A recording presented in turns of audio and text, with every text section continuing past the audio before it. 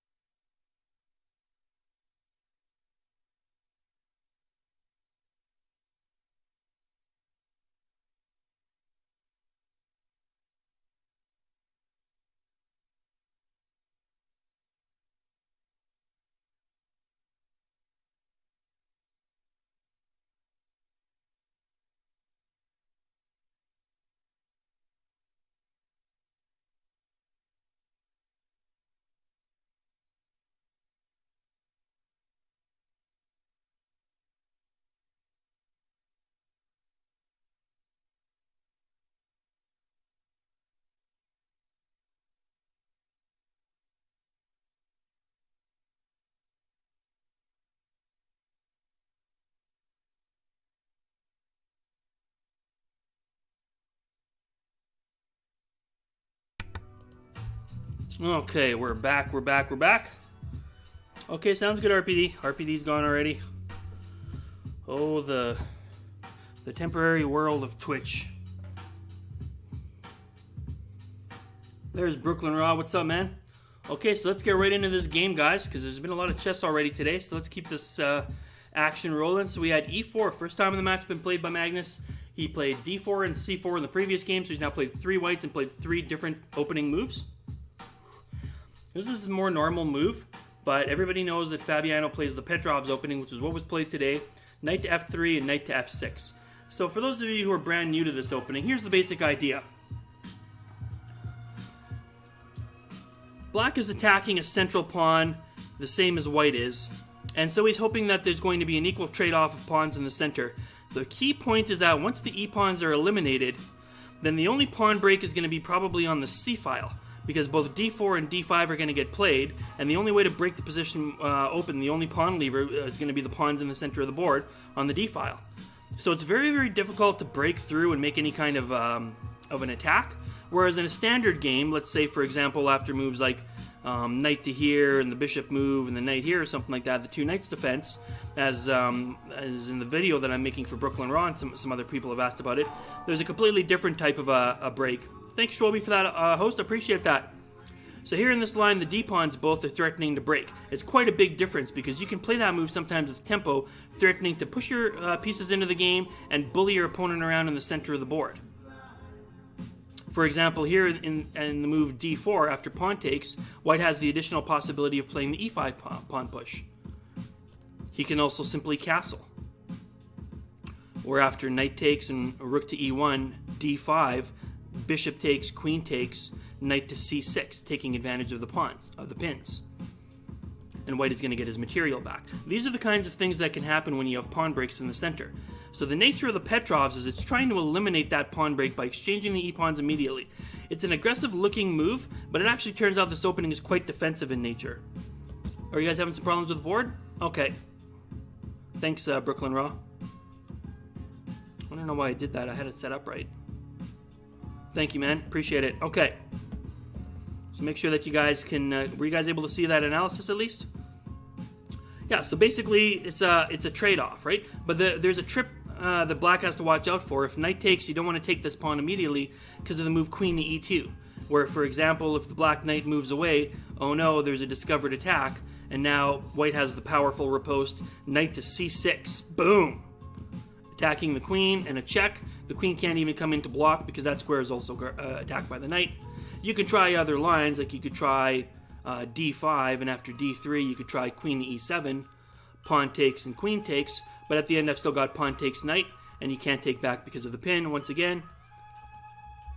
So instead they play it normally the way that this went down, knight to f6, knight takes, and d6, where the standard move here is to play knight to f3, knight takes, d4, d5, and for example on the move bishop to d3, black has a few choices, bishop to e7, bishop to d6, which is a little bit more aggressive, and Kramnik's move of knight to c6, hoping that later after the move c4, you can play knight to b4 attacking the bishop. So this knight is kind of annoying. It's an annoying knight that sits on d4, you're going to be forced to make some trades to get rid of it, and there's no e-pawn break. There's no central break. So the only breaks are going to take place on the c-file. So it's really like got a drawish reputation, but it's more like it's a subtle positional game. So in the hands of somebody like Fabiano Caruana, this is a dangerous weapon. So here's how the game actually went. Knight to f6, knight takes d6, knight to d3. Ladies and gentlemen, world champion Magnus Carlsen on the 4th move of a Petrovs plays knight to d3. Now I've played this line before. I've played knight to c4. I learned this move from Leonid Yudisin, who was a very strong Russian player, played on their Olympic teams. I think he won the Soviet championship once. Leonid Yudisin, strong grandmaster player. The reality is it doesn't end up getting that much. Sometimes, like, the queen can make its way over to g6, and there's pressure on the e and the g pawns. I don't really like it anymore in practice, and let's see what the computer says. The computer says that this is probably already a draw. So after knight takes, I would normally play here, and on pawn push, I would play knight to e6. But again, like I say, there's the possibility of, like, this queen getting into the play and stuff like that, so I don't like this line anymore. But here, Magnus finds a move I've never seen before on the 4th freaking move of the game. Can you believe that? Knight to d3.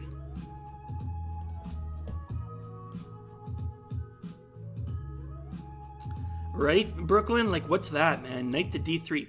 It's actually very interesting. It's very, very interesting and deep, like long ranging. So I know what he's trying to do now, but I would have never ever conceived of this. So obviously this was preparation work by Magnus. Let's take a look at how it went down. So the knight does take back. He must recapture the pawn. And white plays the move queen to e2. Again, he's taking advantage of this pin, so there's very few options for black. He must place his queen in between, otherwise he's going to lose a piece. He can't simply protect it with f5 because I'm going to have moves like f3. Even on the move queen to here and pawn to here and knight takes. He can't even do the knight takes because of the pin, but even if he could, I would still have queen to f2. So those lines aren't going to work. So he cannot simply protect that pawn. He must play queen to e7. And then this move is very interesting.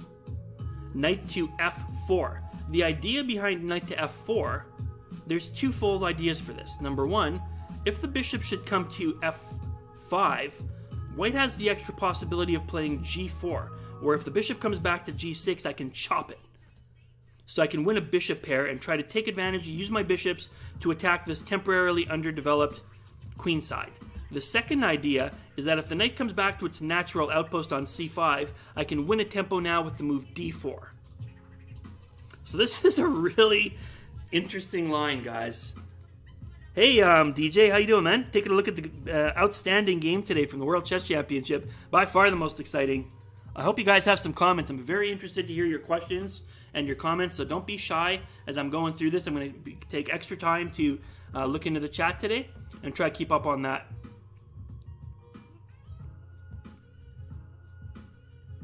Yeah, Brooklyn, you would have thought he would have gone back to knight to f3. That's the standard move. That's the normal move.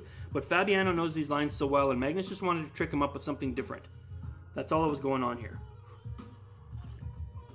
I find it hard to believe knight to d3 is a novelty. I'm sure someone has tried it at some point in time. It's a pretty obvious move. There's only so many possible knight moves.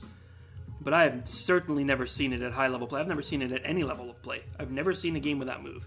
So I'll be curious to find out, to look into the databases and see who's ever tried that move before, and how much pedigree it has. Okay, cool. So DJ caught some of the action, but it's nice to get the recap. Right on, man. Well, that's great. It's a pleasure to have you, man. So we got this move, knight to f4, knight to c6, which I think is the best move. So again, he's getting prepared to get castled as quickly as he can now that his queen is blocking his bishop on e7. So this is a practical move. Also, this has tactical possibilities, where he's going to come in and attack the c-pawn. So now on the move... by the way, in this position, if you were wondering, maybe you might have been concerned about this d5 move, and you might have been wondering whether c6 was a possibility. There's a couple of reasons I don't like that. Number one, knight to c3. And if, for example, d5, white has this extra attack of knight takes pawn. Pawn takes and knight takes. And black can't cover both c7 and the square at the same time. Here I probably will just play... Will I play that?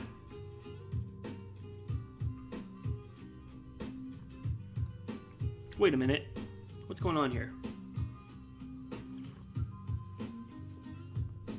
Well, at any rate, even if this ends up being, like, playable... Well, you can't do that because you're down a piece here. Can he play queen to e5? There's no way he can play that.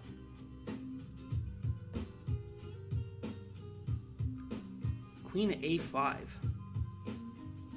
Do I just play c4? What does the computer say? Am I wrong about this? Oh, it just says to come back to here. Bishop to here and then pawn to here. I getcha. Okay. Well, that's more complicated than what I thought. I actually thought that was just straight up winning a piece because of knight c7. I didn't see queen to e5. But even if whoops, let's turn off this computer again. Even if the knight ends up taking this and pawn takes, it's a very uncomfortable position Bishop to e6 is not very practical. I'm going to mess up your pawns pretty bad. If you just do queen takes and bishop takes, I've got 2 pieces developed to none. So white can feel pretty comfortable about this position. It's going to end up in similar kind of lines as the line we saw in the first game, or the line we saw in the Sinkfield Cup, which is the last game they played before the World Championship. So these lines are still pretty like annoying. He's probably got to play like knight here, or maybe he's got to play bishop to here, but then again there's this g4. Yeah, I don't really know what he plays in this line. It's uncomfortable for black. It's uncomfortable for black. Very subtle but uncomfortable. Anyways, that's probably the reason why I didn't play that. So instead this move was played, and so he did play the move knight to d5, and then comes this stunning move, knight to d4. And I'm sure these guys are prepared and saw this from a mile away, but for me this was quite a shot. This was quite a beautiful shot. And there's a lot of deep lines. These lines are very positional, folks. I mean, I'm a little out of my element here, but I'm going to give you the best information that I can.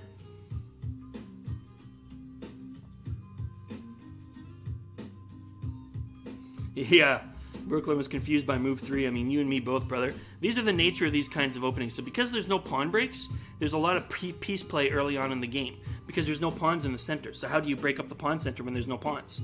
So there's going to be a lot of this piece play. And this is typical of these, like, Petrov's games. They're very, like, they're weird. They're weird positions, man. They're very anti-chess kind of positions. The knight ended up taking the queen, the knight took the queen, and the knight came back.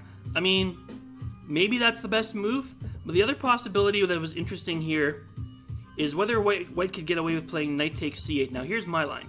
If knight takes bishop, knight to c3. You see that, guys? Knight to c3, trapping the knight back there. If the rook takes here, I think I'm just going to take this.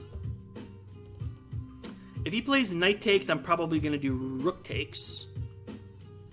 Let's say knight takes, pawn takes. And then rook takes, I've got rook here. If instead he plays a6, I'm not sure which one I prefer. Whether I want to take this or just mess up his pawns. Maybe it's even possible to play bishop to c4 and then castle. And I'm threatening to come here, like for example, if bishop to here, then rook to here. He can't castle because his bishop is hanging. He can't play king to d7 because his pawn is hanging. I'm not sure about any of these lines, but those are the kinds of things I was kind of thinking. Anyways, maybe this is why Magnus didn't like this. Maybe there was more stuff than what I'm seeing here. And so he chose this one instead. The knight comes back, so both of these guys have a direct attack. So Magnus chose knight to a3. I feel like this is not right, guys. I feel like this move can't be right.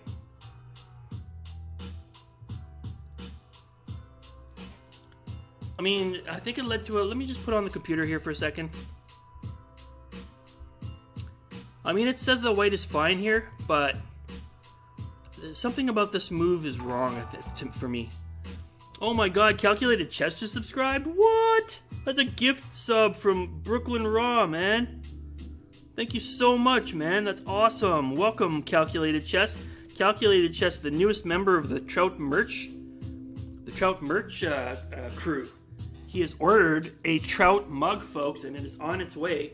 By the way, I checked today. My Harlem mug is cleared customs. It's in Montreal, and it's on its way across the country to come find me. It's just a matter of days now, folks. I'm going to have that Harlem mug in my hand. Say goodbye to the red mug. Because I'm going to be having that Harlem mug soon. It's going to go on a magical journey with me. We're going to go to West Edmonton Mall. You know what I mean? We're going to pose in front of the sea lions. You know what I mean? The life-size Christopher Columbus ship. The putt-putt golf. The indoor water park, man. It's going to be soon, but welcome. Thank you so much, Brooklyn. Awesome. Thank you, guys. I really appreciate that. You guys are making me smile. So, okay. So the move knight to a3 was played. So I thought that he was going to play bishop to d3.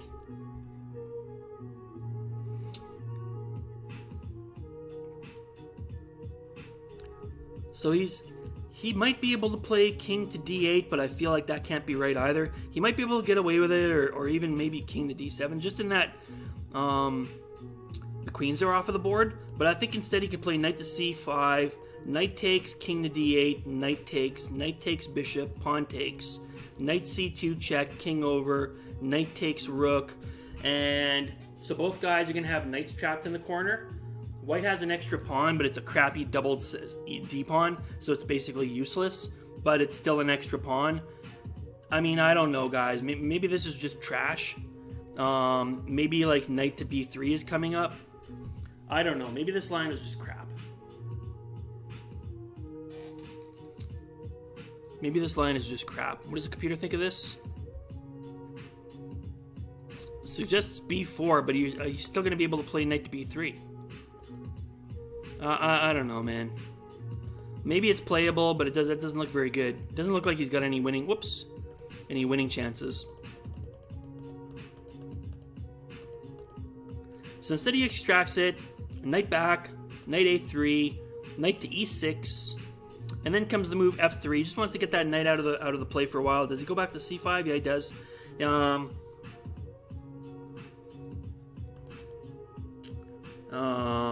Yeah, he plays knight to e6 to guard his c-pawn. Then comes, this is why he played f3, because again, here's that idea. Here's why he played this line in the first place, was to try to provoke this move instead. Now if he plays knight back to f6, there's just knight takes, right? Knight to f6, knight takes, and pawn takes, and I think that white has accomplished something at least. He's really messed up these kingside pawns. So he can feel like he's accomplished something out of this opening. Instead, black has to play knight back to c5. The only other sensible move, if he plays here, there's still going to be easy tempo moves. In fact, this just wins a piece. So knight to c5, and now he gets to play d4 with tempo. So it feels like white is somehow very subtly and strangely getting a small advantage out of this opening. Like he's winning a little tempo or something. But this is the nature of the Petrovs. Again, no e-pawns, so you can't break on the e-pawn, on the e-file. And the d-pawns are opposing each other, so you can't break there. The only way that you're going to break is going to be on the c-file. Somebody's going to have to make a break on the c-file. And that's not really where you want to make a break. It's kind of far away from the action, and it's pretty long-ranging. So basically, this game is going to just involve a lot of piece play. You're going to have to swap off a lot of pieces to be able to make any attacks on the pawns, which are very deep. This is just what Fabiano likes. Keep all your pieces back on the first 3 rows. Nice, deep, safe pawns. He's like the Rafael Nadal of chess. Stays way back on the baseboards. So that it doesn't matter how powerful your serve is. You can't get it past him because he's way up against the back wall. All right? So that's what he's trying to do. No matter how powerful your attack is, you got to go so deep into his position to be able to attack those pawns, and then he just defends them. So c3, c6 gets played now. Knight back to f4. Knight to b6. He's just trying to get his pieces developed. He wants to move his bishops out and get castled. Bishop to d3, d5. So he's finally going to get this vice on the d file. The d4 and d5 pawns like we would normally see in a Petrovs. So it takes place anyways. Now comes knight back to c2, bishop to d6. And I feel like Fabi has solved all of his problems here now. Completely sound position. No dangers of any kind whatsoever anywheres. So here, knight takes pawn. Let's take a look at what Vertwitch was talking about.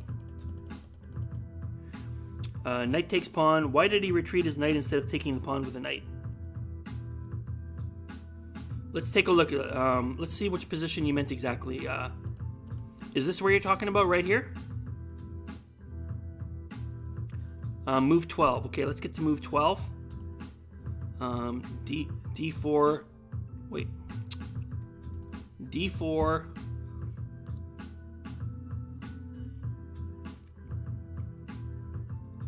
Well, he can't take the c7 pawn because it's guarded now by the knight. Is that what you meant?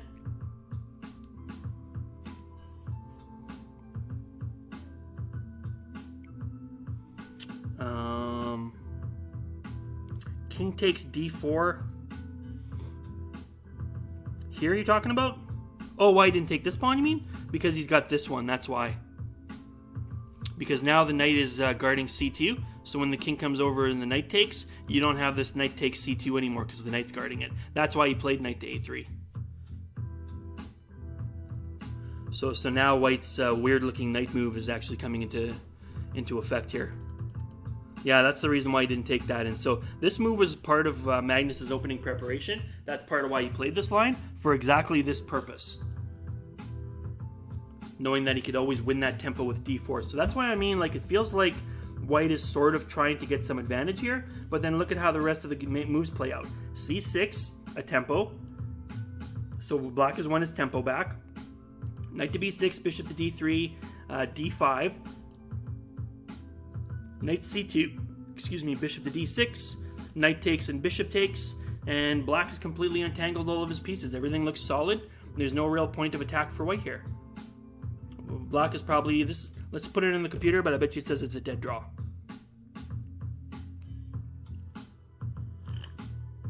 Okay, it says 0.2, which is basically like saying a dead draw. It means that there's virtually no advantage. But it's very interesting that it comes up with this move b3, because this is the point in the game where I started figuring out what the heck is white going to do, and I thought that Magnus chose a wrong plan. In particular, I disliked his move g3, and I'm going to tell you why. Again, this is a Petrov's. It's a very strange type of an opening.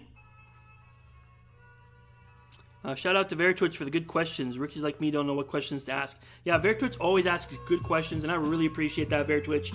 I'm thankful for any participation you guys do. I don't mind if you guys ask me a question and there's a solution to it. That's why you ask questions. That's how you learn. Losing is learning, right? So, don't be shy if you ask me a question and I'm like, oh, there's this combination or something. Nobody sees everything. I don't see everything either. This game is totally above my head too. So I can help you out with some of the basic positional ideas and some of the tactics. So don't be shy to ask those questions. Don't ever feel stupid. Don't ever feel like you're wasting my time. Quite the contrary. You're contributing to my show when you do that. And I really appreciate that, guys. So don't ever feel like, you have to be like real, some fancy chess player to ask me questions. Not at all. Quite the opposite. It's my pleasure to explain what little things that I can to help make sense of these games. That's why I do these post shows. Yeah, Veritwitch has been playing really well. He's been going up in rating. He had a win over JPS the other day. Okay, so here's my problem, okay? The pieces are all on the queen side for white. He can very safely castle on the king side. He could castle on the queen side if he wanted to, or he could not castle at all. There's no queens on the board. But all of the pieces are on the queen side, which indicates to me that b3 and either c4 or a4 and a5, if you can get it in, is the way to play this game. However, also notice that the four pieces are on the inside of the pawn chain, right? The pawn chain is a situation you're supposed to use your pawns kind of like a skeleton. Your pawns are there for defensive purposes. That's why you got 8 of them. It doesn't matter if you lose 1 or 2 or 3, it's no big deal. They're meant for hand-to-hand combat.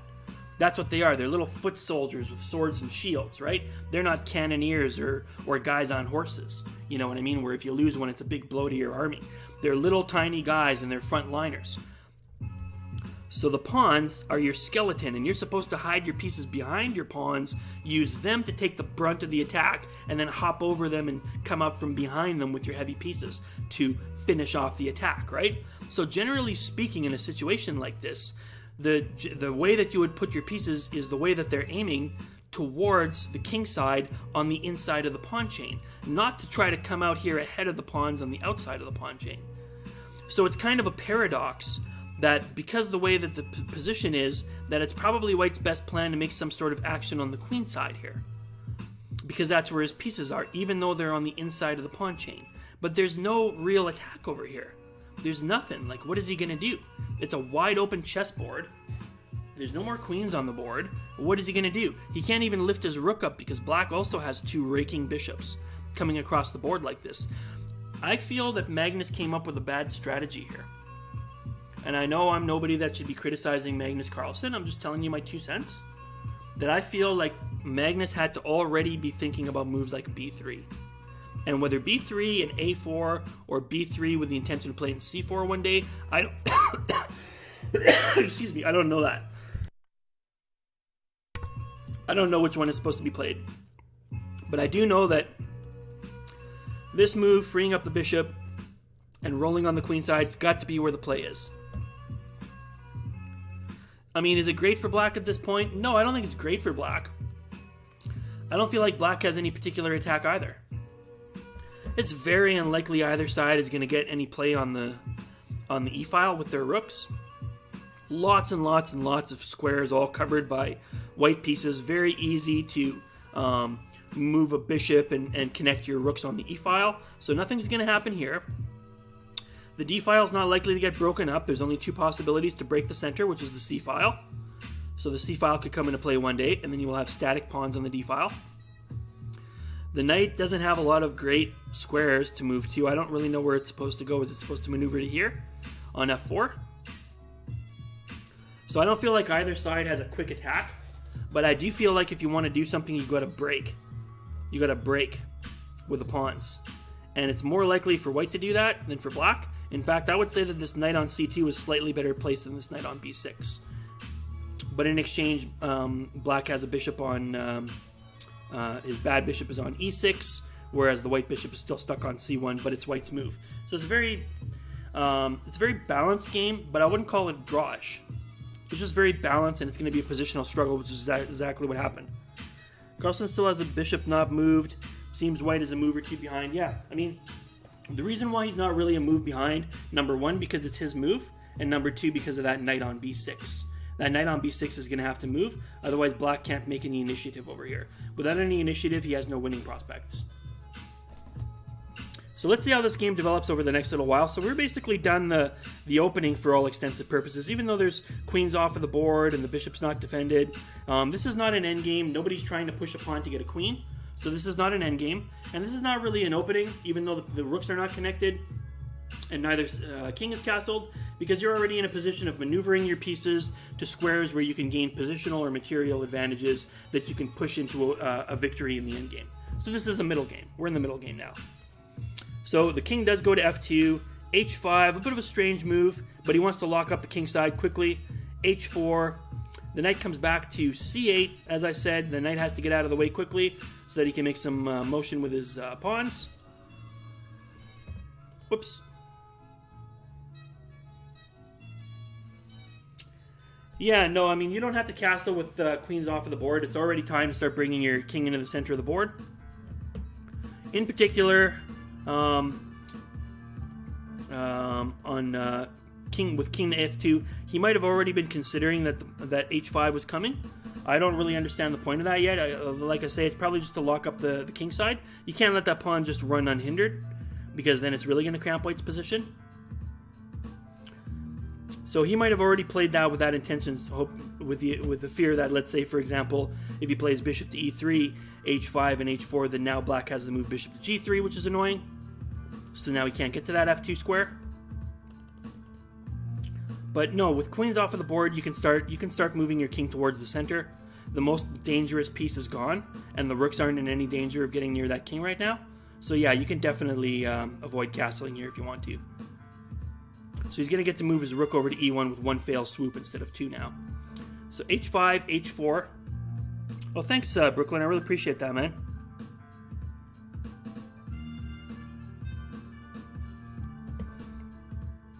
So knight back to c8. Yeah, so again, this knight doesn't have a lot of good prospects. So the knight has to figure out where it wants to go to. So I feel like he's coming over to this side. He's going to plop probably a bishop or something down on f5. Try to exchange off white's most dangerous piece. And head into a drawish position, or at least a position where he has no real dangers.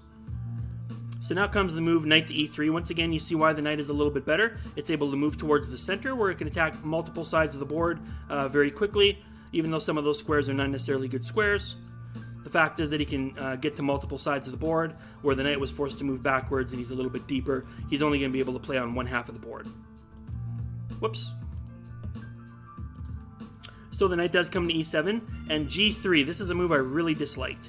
This move, to me, signifies a bad plan by Magnus Carlsen. Magnus is feeling like he can play on the king side, and he cannot. You're never supposed to move pawns in the direction where you're being attacked. These pieces are attacking in the correct fashion. They're attacking towards the king side, on the inside of the pawn chain. See that? So it's difficult for white to come around this way and try to break up that attack, because the pawns will be there. The pawns are there, the foot soldiers are there to try to stave off any attack before you can get to those pieces. So these pieces are in their natural way. They're fighting safely from behind the fence of these pawns. So all you're doing is you're moving a piece into the avenue of attack that was natural for black in the first place. So I don't like this move g3. It's very static, and I don't like the way that the position ends up for white at all.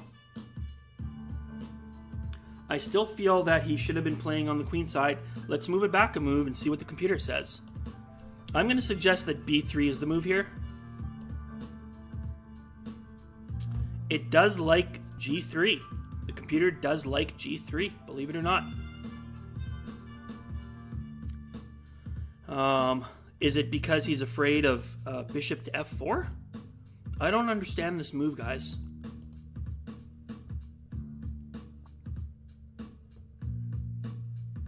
Yeah, he did eventually get to the knight to e7. It's on e7 now, and that knight ends up sticking around till the end of the game.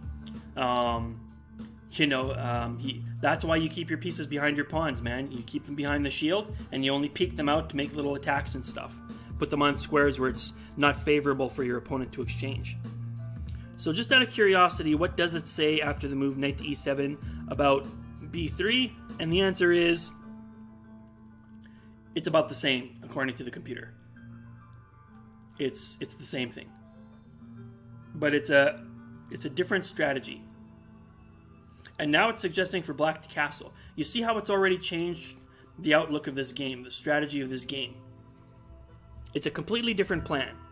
Now Magnus has chosen the computer move, and we'll see how it goes, but I felt that this move left white with a very static position, whereas kingside was completely locked down, basically with nothing more than a single pawn and two well-placed bishops which can move anytime they want. So in this case, the defender is at a disadvantage, because the defender is stuck holding down to these pawns, where these bishops can move away anytime they want. The king can't move away, but the bishops can. So I feel like this is already an advantageous position for black. Bertrand, I think the g3 move is good because the bishop is not a real threat. With no queen there, as long as his king is backing him up. The left side is locked up, so whoever advances on the right side first would be better. No, that's what Brooklyn thinks, is that it's okay to go ahead and make some advancements on this king side. If he really wanted to make an advancement on the king side, he could have tried this move g4. But no, I don't think this move's going to work. Probably here I would probably take this first. Let's see what the computer says after this move. So pawn takes. If pawn takes, I'm thinking, oh, I see. I can't do that because of the bishop. Now he's suggesting f5.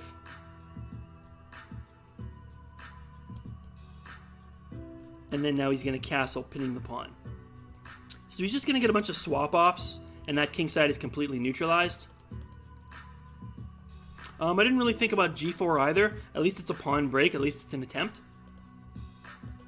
But how does black make progress on this side? Where's the attack come from? Like, maybe can he play like here someday? Like maybe g6 and like knight to f5? I don't think so, because I still got two pieces on there. He's going to end up getting his pawns all messed up. I don't see where black is supposed to go for an attack here. So unless the fear was that somehow a piece was going to get on f4, I don't really understand the point of this move g3 yet.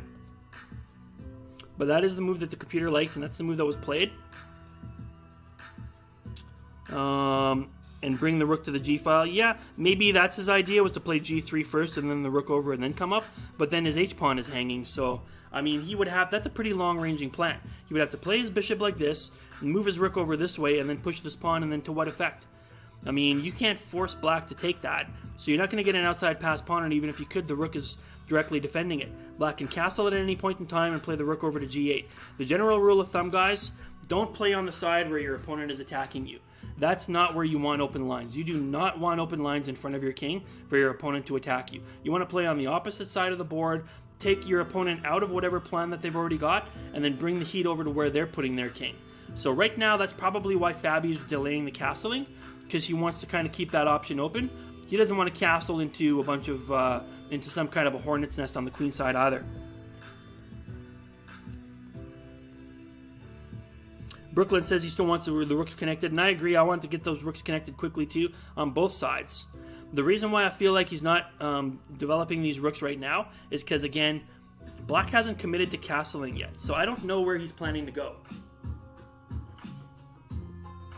I really don't know where black is going yet here. If I'm white, he could choose either side and both be safe. In fact, even on this move, after castling here, 0.2. After castling here, 0.4. Same difference. A minuscule portion of a pawn difference. Same kind of a thing. So both moves are playable. So yeah, it's difficult. It's difficult. This is Fabi at his best, man. This is really, really excellent play by Fabi. His pieces are primed.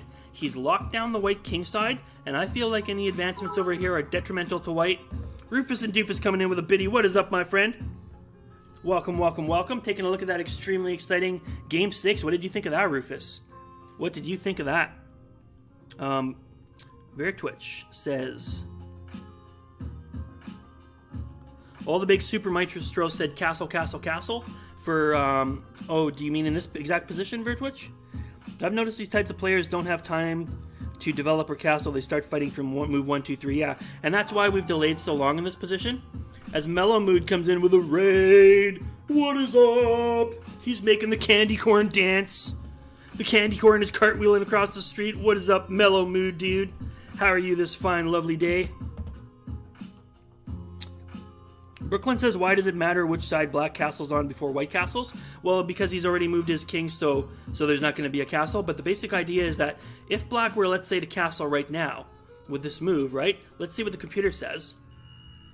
It's going to suggest knight to g2, again, probably just trying to get onto this f4 square. But the basic idea is that if black castles on this, if black castles on this queen side,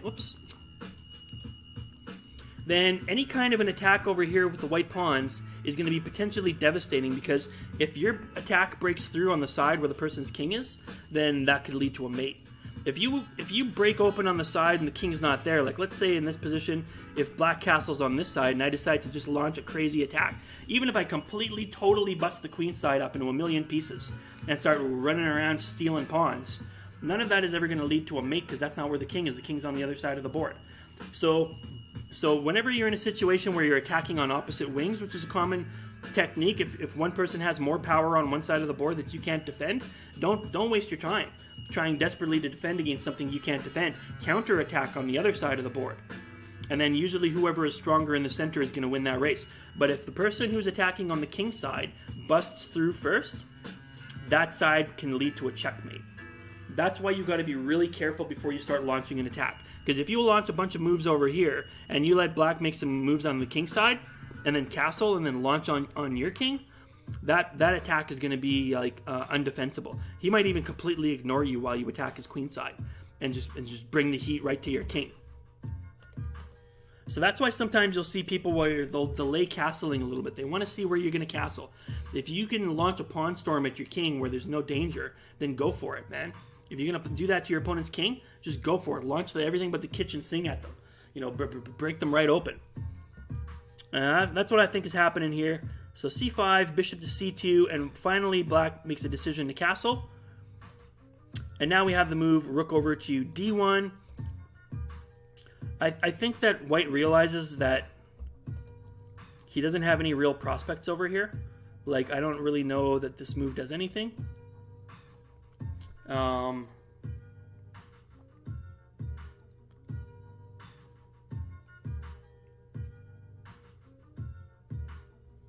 G4, eh? I mean, it's too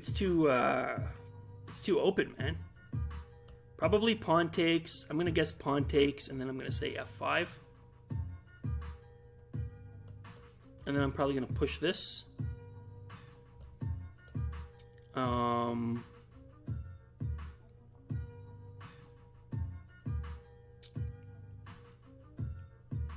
not sure exactly what I do here. Probably I'm going to chop this. I'm not sure what I do for certain, but I don't feel like this is. I'm not sure, man. This bishop is still kind of annoying. I don't know about all these lines. What does the computer think here? Let's just see what happens on g4. It says it's losing. Let's see why. Pawn takes, knight takes. Pawn takes, pawn takes. Rook. Okay, let's say, for example, knight back. A knight to here. I guess all that's happened is he's messed up white's pawns. But let's go back a few moves and see what happens on pawn takes. Let's see what happens on pawn takes. He does play f5. It's suggesting knight takes, but what happens again on pawn here? Oh, hold on. Before that, it suggests maybe take this first. Let's take. Pawn push. Knight back. And now knight to c6. So this is similar to the line that I was just talking about. I see, and then he's got this as a nice little move at the end. That's a cute little move. That's a cute little move. It says black is crushing here. As far as exactly what's to be done, I don't know. I don't feel like that's a necessary move.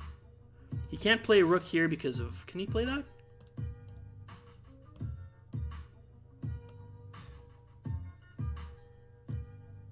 Oh my goodness. Just too much activity, guys. You see what's happened? White got all crazy, started making a bunch of crazy attacks over here, transferred his piece over to the queen side, and look what's happening now. He's getting smoked right down the center. This was not a good plan, folks. This was not a good plan at all by white. So that's, again, you might not see all of the reasons in the moment why, and I'm going to get to the chat in just a second, but that's basically the rule of thumb, folks. Don't play aggressively on the side of the board where you're being aggressed against. If your opponent is making an attack on your side of the board, on one side of the board, ignore that side. Make him come as deep and as far as possible. Especially don't start making little pawn moves where your pawns are getting closer and closer so that your opponent can use them as a target. Don't do that. Leave your pawns back like Fabi, as far back as you possibly can, so your opponent has to go deep into your position before they can launch an attack. That way they're wasting a large number of moves. Meanwhile, you're responding with a large number of moves on the other side of the board, threatening to crack the position open. So eventually they're going to get distracted. They're going to be forced to deal with your side of the board. That's the way that you play it. Never ever play aggressive moves on the side of the board where you're being aggressed.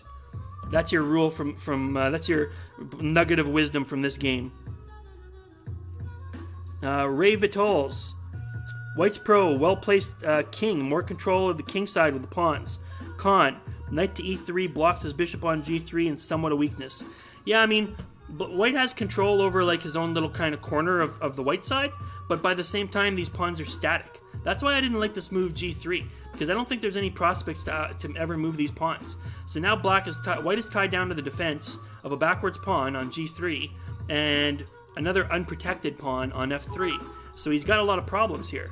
Brooklyn Rock coming in with some biddies. What's up, man? Thank you so much for that. Oh, Brooklyn, always being supportive, man. I appreciate you. Appreciate you very much, man.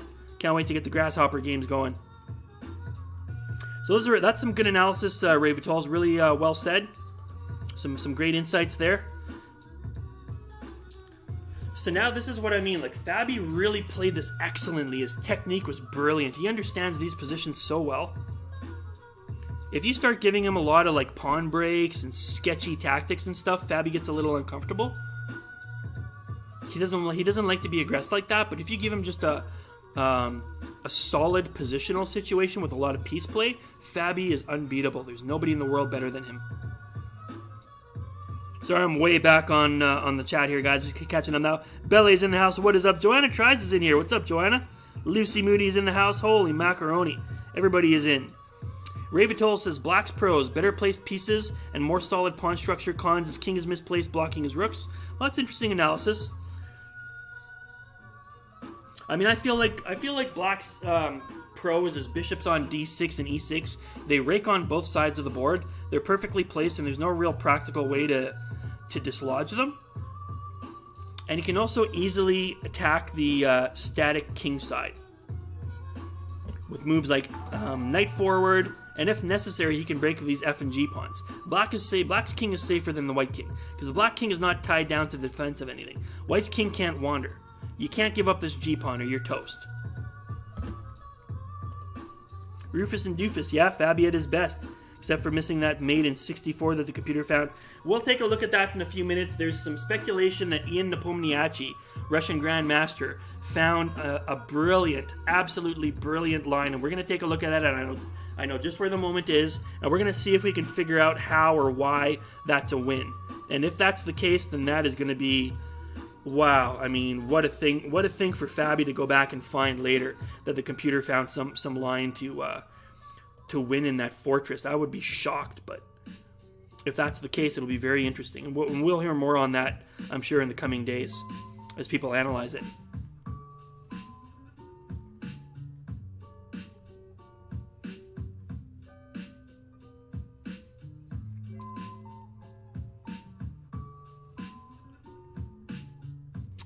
Bertrand, I think he wanted to play knight to g2 and then bishop to f4 and trade off Black's good bishop. Are you talking about?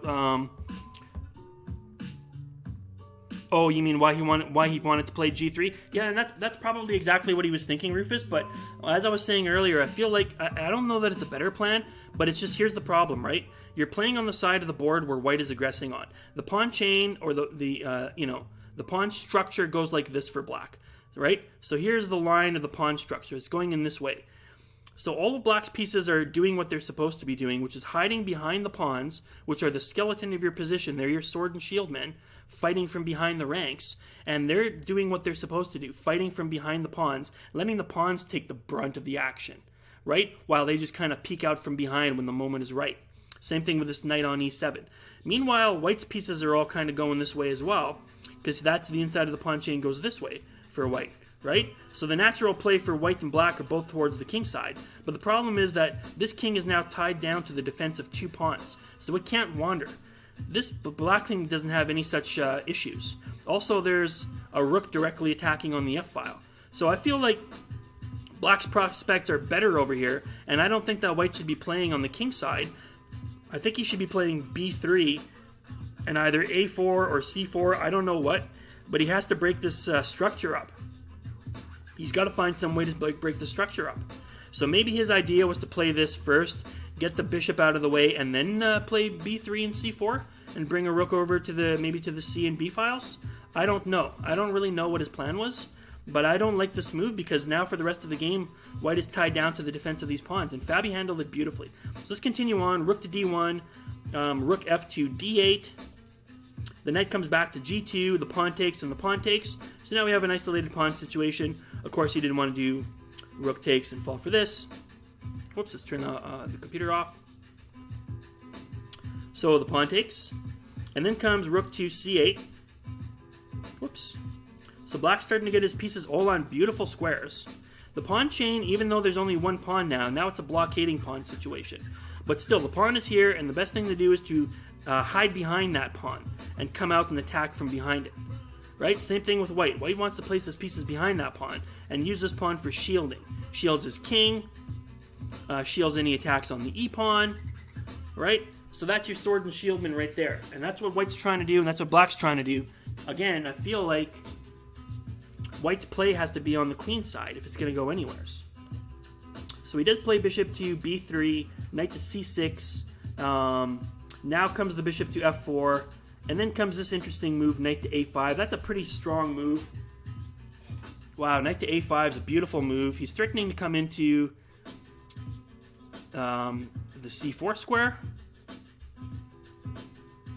Black is more than happy to trade off a set of bishops if need be. Hey, Blaze Rose in the house, man.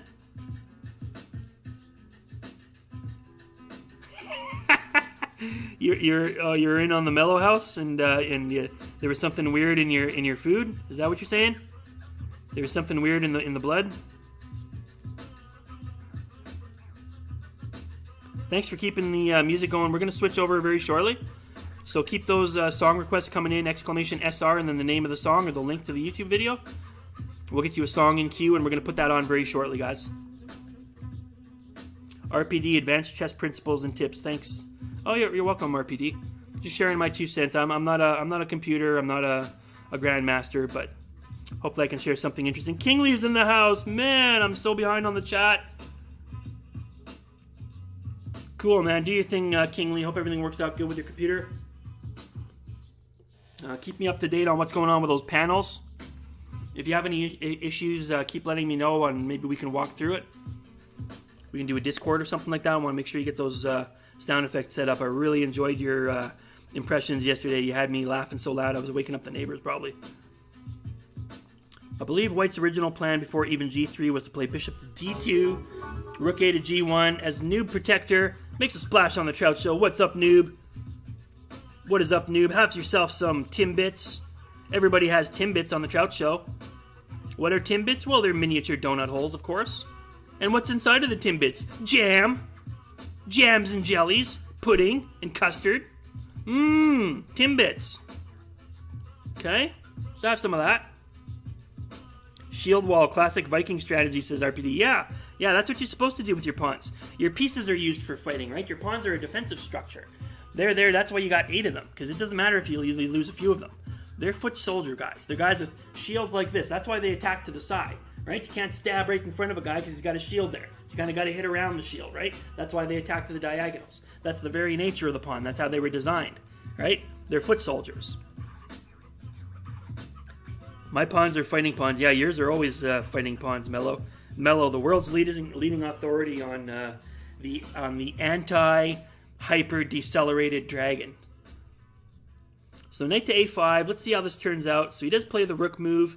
Bishop to b4. These are exquisite moves by black. He's going to hold on to that bishop. He's going to take away the dt square from the white bishop. Now this bishop's just kind of biting on air. It's got nowhere really to go. He's put his pieces on the wrong side of the board. He wasn't able to accomplish what he wanted, which was to get a trade-off and have a powerful knight on f4. And so now his pieces just look silly over on the king side. And black is starting to make a powerful initiative on the queen side, where white should have been. Where white should have been making an attack. And that's what's great about these bishops behind the pawn like that. They were raking across both sides of the board. So they had options to go to both sides. That's what I mean. This bishop had an option to move away. The bishop and the king did not. They were kind of static there.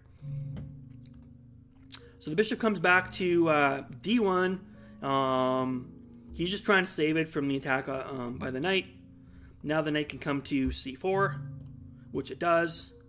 b3, and then comes knight to a3. This is just such a beautiful series of positional moves by Fabi. He understands these positions so well. So he's going to completely lock up the queen side now. The queen side's locked up, the center is locked up, the king side is locked up. Where in the world is white supposed to play here? It's ingenious. This is brilliant play. Fabi is outplaying Magnus Carlsen, the world champion. And let's put it into the computer. I bet you it's probably still fairly equal. It's suggesting that black has like a couple points of a pawn advantage, which is nothing. It's basically like anything less than a quarter of a pawn, you might as well call it equal. When you start getting up to like a third of a pawn advantage, at least that's something you can try to whittle around with. Two-tenths of a pawn advantage is nothing. Calculated chess, Bertrout, you would be a great salesman.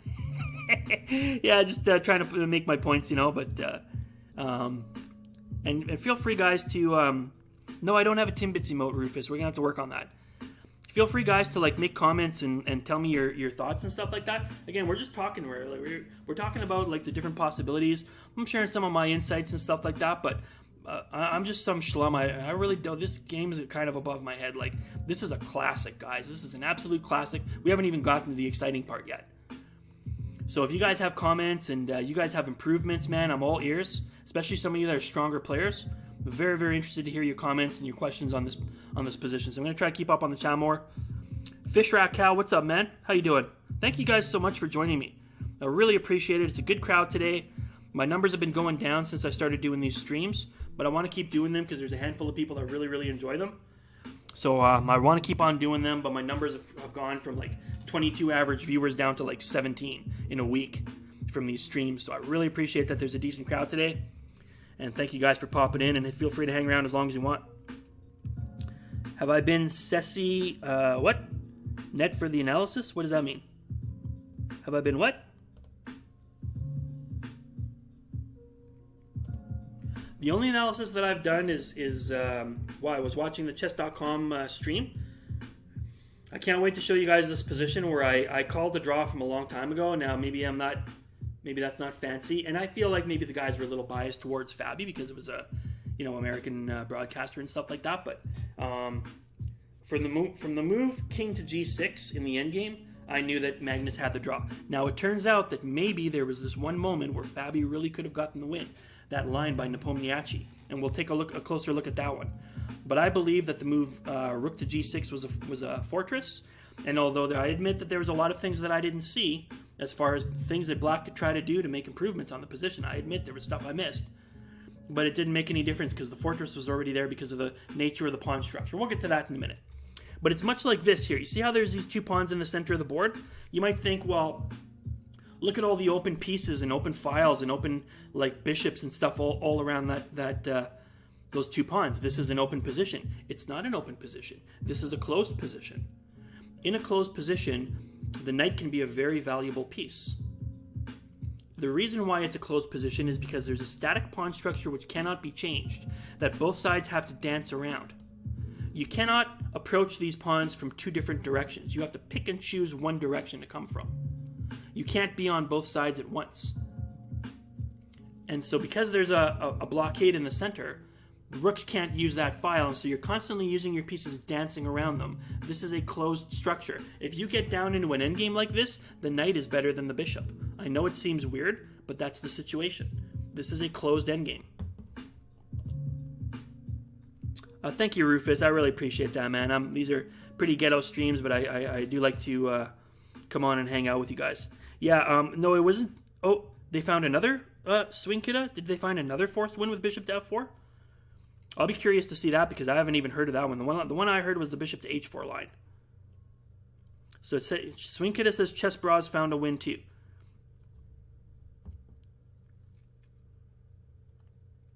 I got it to work. Did you seriously, Kingly? Fuck yes. Awesome. I'm so stoked about that.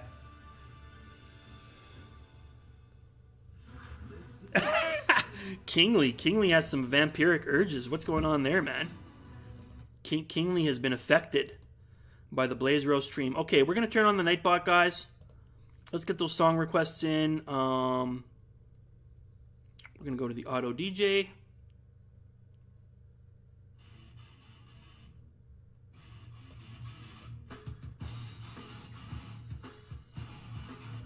This is one of mine, so let's skip it to the song requests. This is an RPD for sure. Okay, so let's continue on with this game, guys. You got rook takes, and rook over. The knight comes back to b5. Now he wants to regroup to c3. Rook takes and bishop takes, and now we've found ourselves in a stone-cold minor piece and pawn ending, where the knights are going to play a significant factor. But now, Black has managed to put his knight on a better square than the white knight. Now it's the black knight that has extra options in the center, where this white knight is kind of clunky and doesn't have good squares to go to. This bishop is also kind of crappy on e1. What does the computer say? Well, the computer is going to still tell you that it's an equal position, but from practical point of view, I feel this is a much, much easier position for Black to play. And he's clearly improved on his position over the last 15 moves or so. So the knight comes to e3. The reason why he doesn't take this is because he doesn't want to give up this blockade. Once you take that blockade away, there's no more blockading pawns, so there's no more obstacle, and the pieces are just free to fly around all over the board. This will be an easy draw. The bishops will just come onto these 2 squares and they'll rake across the board. Very, very easy draw.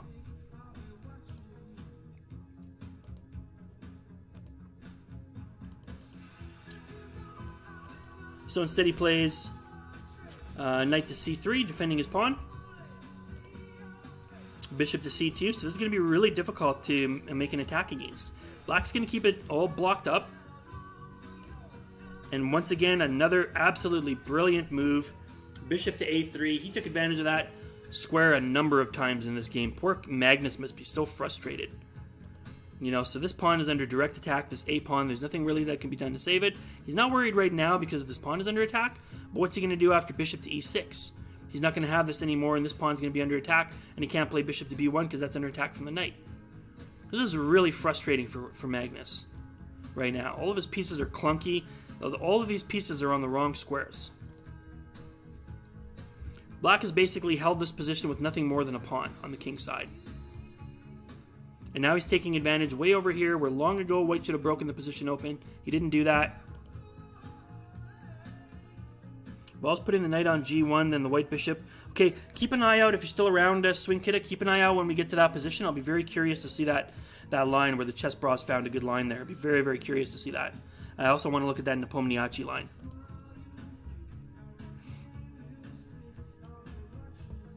Blazero coming on with a monster mash. Gracious. Alright, so now he finally does play this move, bishop. Fabi played a6 instantly. He's fully aware of how this position is going down. He's not afraid at all. And now comes the move f4. So he's had to make this capitulation to give white this powerful diagonal. It's quite an annoying situation. But he's running out of moves here. Bishop to d7. He's just going to go about it this way, and then he's going to take this in his own timing. Why doesn't he play this move? Because he's going to play f5. So he's going to now go to the c6 square and do the same job. The f-pawn push, bishop to c6, so now this pawn is under direct attack. So bishop comes back to d1, so white would be quite happy to exchange this powerful knight in a blockaded position. He would probably be very, very happy for that.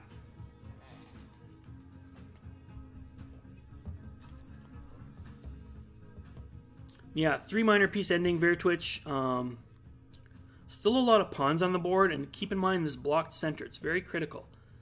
This is a critical blockade, and anytime you have a blockade like this, it really hampers your aggressive instincts.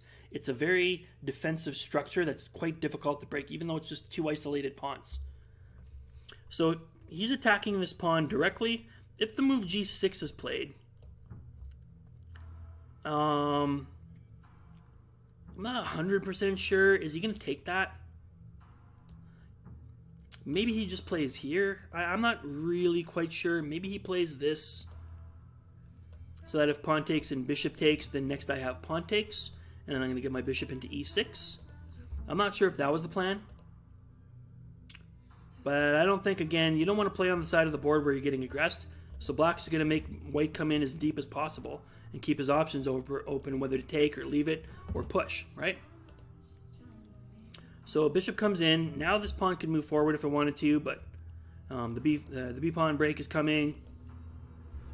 This pawn is going to be under direct attack soon. So bishop takes, knight check, king over, and bishop takes d4. So now black has been able to break this blockade.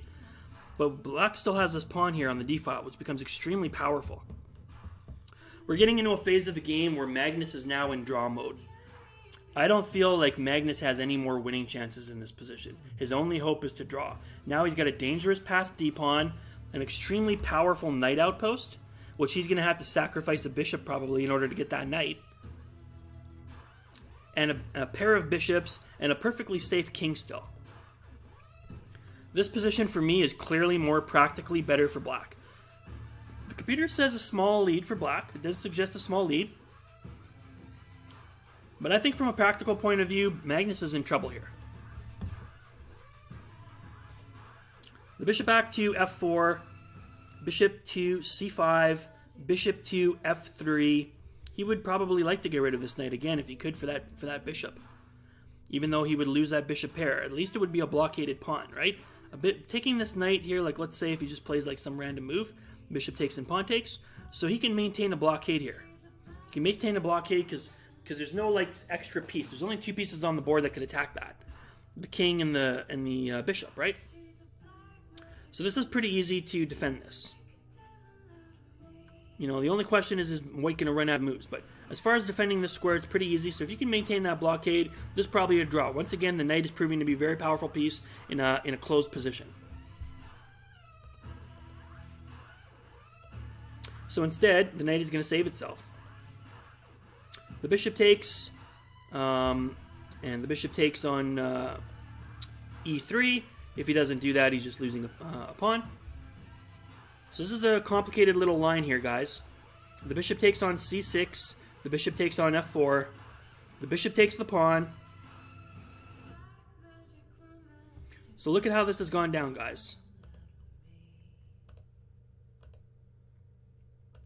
Bishop takes pawn, initiating a piece sacrifice for 3 pawns. That's what's taking place here, guys. Because on bishop takes, bishop takes, bishop takes, he's just a piece down for a pawn. So he must take here. On bishop takes, if pawn takes, then pawn takes bishop. Once again, piece down for a pawn, dead lost. But instead he has bishop takes pawn, forcing this knight to move away from the f4 square, and now white gets this bishop takes pawn.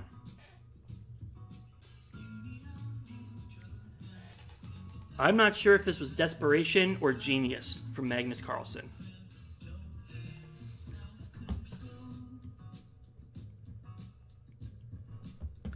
But we now find ourselves in a position where white has temporarily 3 pawns for a piece.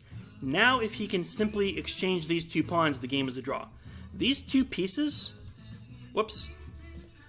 these 2 pieces against this piece with no other pawns on the board is a dead draw. If you guys didn't know that, that's a dead draw. The rule of thumb is you need an extra rook of material in a pawnless ending to win the game. That's not always the case, but it's usually the case. There's a few exceptions, like 2 rooks versus 2 minor pieces, or a queen versus a rook, or 4 pieces versus a queen, that are known wins. But they're complex, and generally speaking, you got to be a rook up. Being 3 points of material up is not enough. So now, white's task is much easier, and the rest of the game is going to revolve around trying to exchange these 2 pawns. Meanwhile, black has to desperately hold on to these and try to one by one pick off these pawns, eliminating white's threats. Thank you, Blazero. Thanks for dropping in, man. Appreciate that. Sorry you weren't able to stick around for the monster match, man. Let me give you something to part on. Let me give you some cheers from the trout. High five. Okay, and we'll throw Vamp on for a minute. We'll throw Vamp on for a minute. It's getting to that time of night over here. There he is. There's Vamp just to the right of the screen. RPD says if white gets all the pawns on white squares, the black bishop will be useful as a chocolate teapot. Yeah, it's not going to be very useful, is it, in that situation?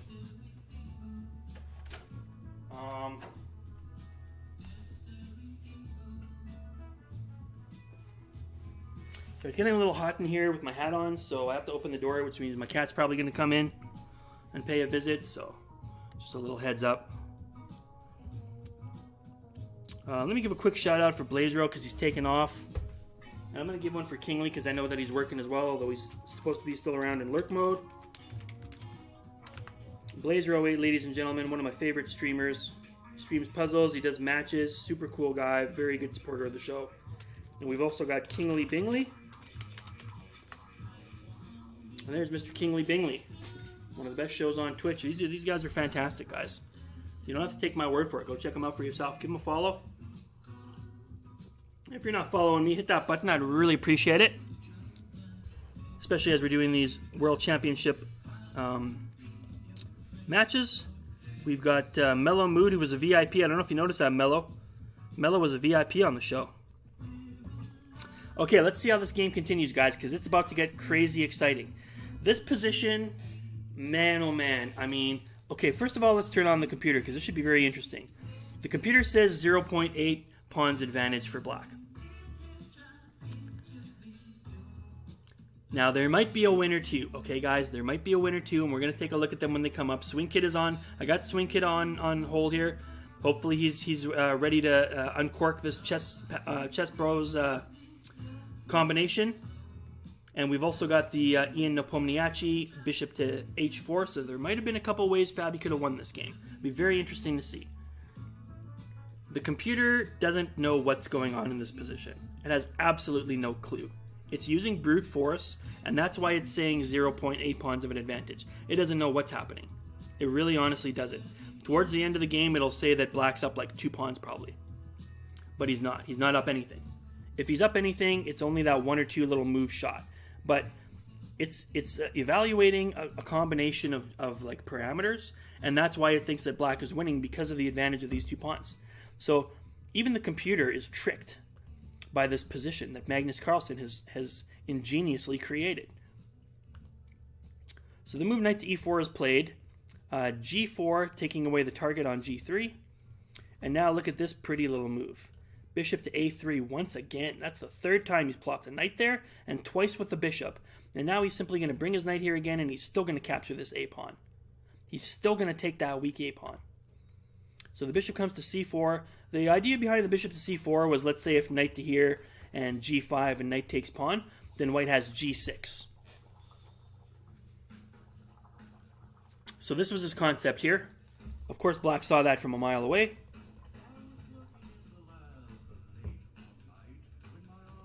Oh, thank you, Calculator. I really appreciate that. He says, great analysis as usual. Great work, Trout. Thank you very kindly.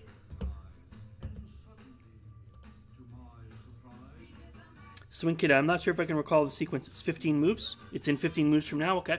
As long as you can tell me when we get to that move, then we can take a look at it.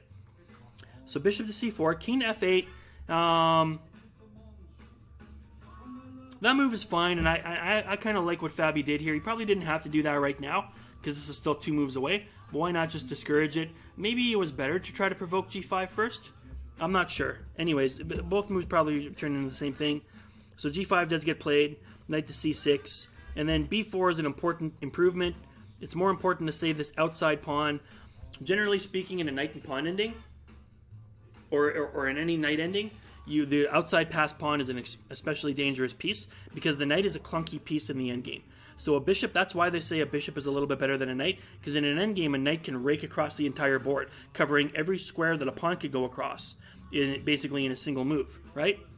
But the knight has to clunk back and forth across the entire length of the board. So here in this position, after bishop takes, so white is going to have a passed a pawn and a potential passed h pawn. In other words, there's 2 pawns versus 1 on the G and H files. So white is threatening to push through and have 2 potential queening squares in opposite corners, which means that this knight is going to be all schizophrenic, trying to go across both sides of the board and do 2 things at once. It's not going to be able to do all of its goals. So one piece or another is going to get tied down. Either the knight or the bishop is going to be tied down forever to the defense of one of those pawns, and the king's going to be tied down to the defense of the other pawn. That's going to make it very difficult for black to make progress. He's not going to lose this game, but he could have trouble making progress with his king and pawns, being tied down to these outside passed pawns. A key point that you want to remember, especially if you're in a straight-up knight and pawn ending, the outside pawns are much more valuable. Most other endgames, it's nice to have a center pawn. Like, you don't want to have a king and pawn ending with like just a rook pawn. That's an inferior pawn usually. But a knight and pawn ending, you do want to have those h pawns and a pawns. Okay, so let's continue on. So the king goes to f3, the knight to a4. He's going to blockade that pawn. Bishop, knight to c5, and now comes a4. I disliked this move at the time. I thought that this move was a blunder, but actually it's probably okay.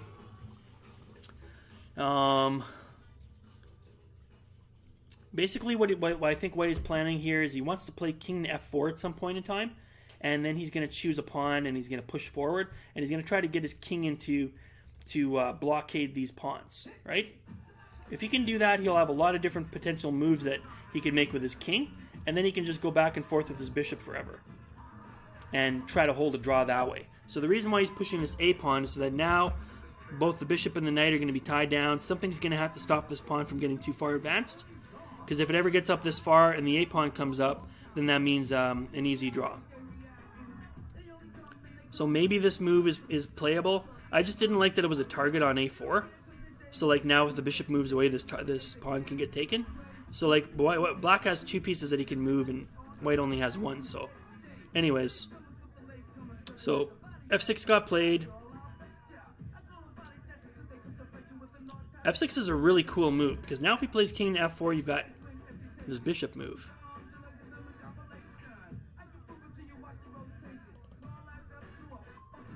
I would have never played this move because I wouldn't want to take away one of my practical pawns. On the bright side, it's on a black square, so he doesn't have to worry about like this pawn push getting played at some point in time, where this pawn will become a target. Because let's say, for example, let me give you an example line here. So let's say, for example, black plays here. And I play pawn here. Pawn takes, pawn takes. And then, I don't know, let's say, I don't know, king to here or something. And then bishop to here. Knight, king, king, king, bishop. Okay, and then I've got this line, right?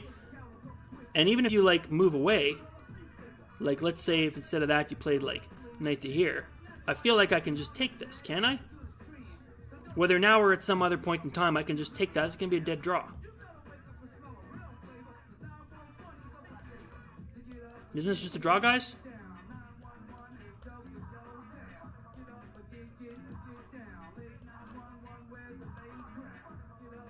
It's a draw, right? So that's a problem. You don't want to get into those kinds of situations and give black. Now, obviously, black's not going to play like that, but those are the kinds of problems that black's got to watch out for in this endgame. You can't let white take these 2 pawns, or the win's going to be a lot harder.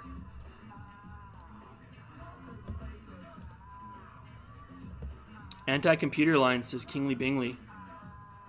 I'm really excited to see these moves, especially the one that Nepomniachtchi came up with. I'm really excited because they were not computer moves. The computer did not find those moves. Human beings found those moves. That makes me extremely excited to see what human beings came up with that the computer couldn't. So king goes to g4 instead of f4 because of that move f6. And now comes the knight to e4. And look at this interesting move. Look at this interesting move. White is walking right into the hornet's nest. King to h5. Bishop comes back to attack the pawn, trying to prevent this king to g6. And look at this move, guys. Oh, here we are. First the bishop move to d3. Then comes knight to d6. So I'm tied down to the defense of this pawn. Look at this move, guys. A5. Holy mackerel. Holy mackerel. A5. Giving up the powerful passed outside pawn. For what? Materially? For nothing. He's not getting that pawn back. He's now going to have a single pawn against a knight, ladies and gentlemen. 1 pawn against a knight in an endgame against Fabiano Caruana, 28-32 rated. By the way, I got this song from Lucy's the one who showed me this song. If Lucy's still out there.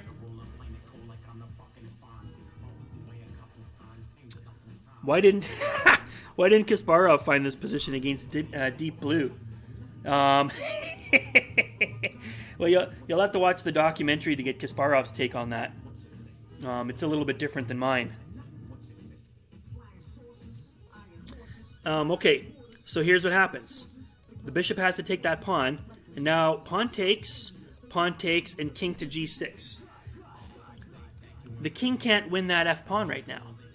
That pawn is very easy to defend. There's 3 pieces that can defend it. There's only 1 that can attack it. Why did white play this line? How is white supposed to hold this position a whole piece down with a static pawn and a rook pawn and a bishop that's on the same color of the pawn? How is white supposed to hold this? What was Magnus Carlsen thinking to come up with this line? It's incredible. This position is incredible, guys.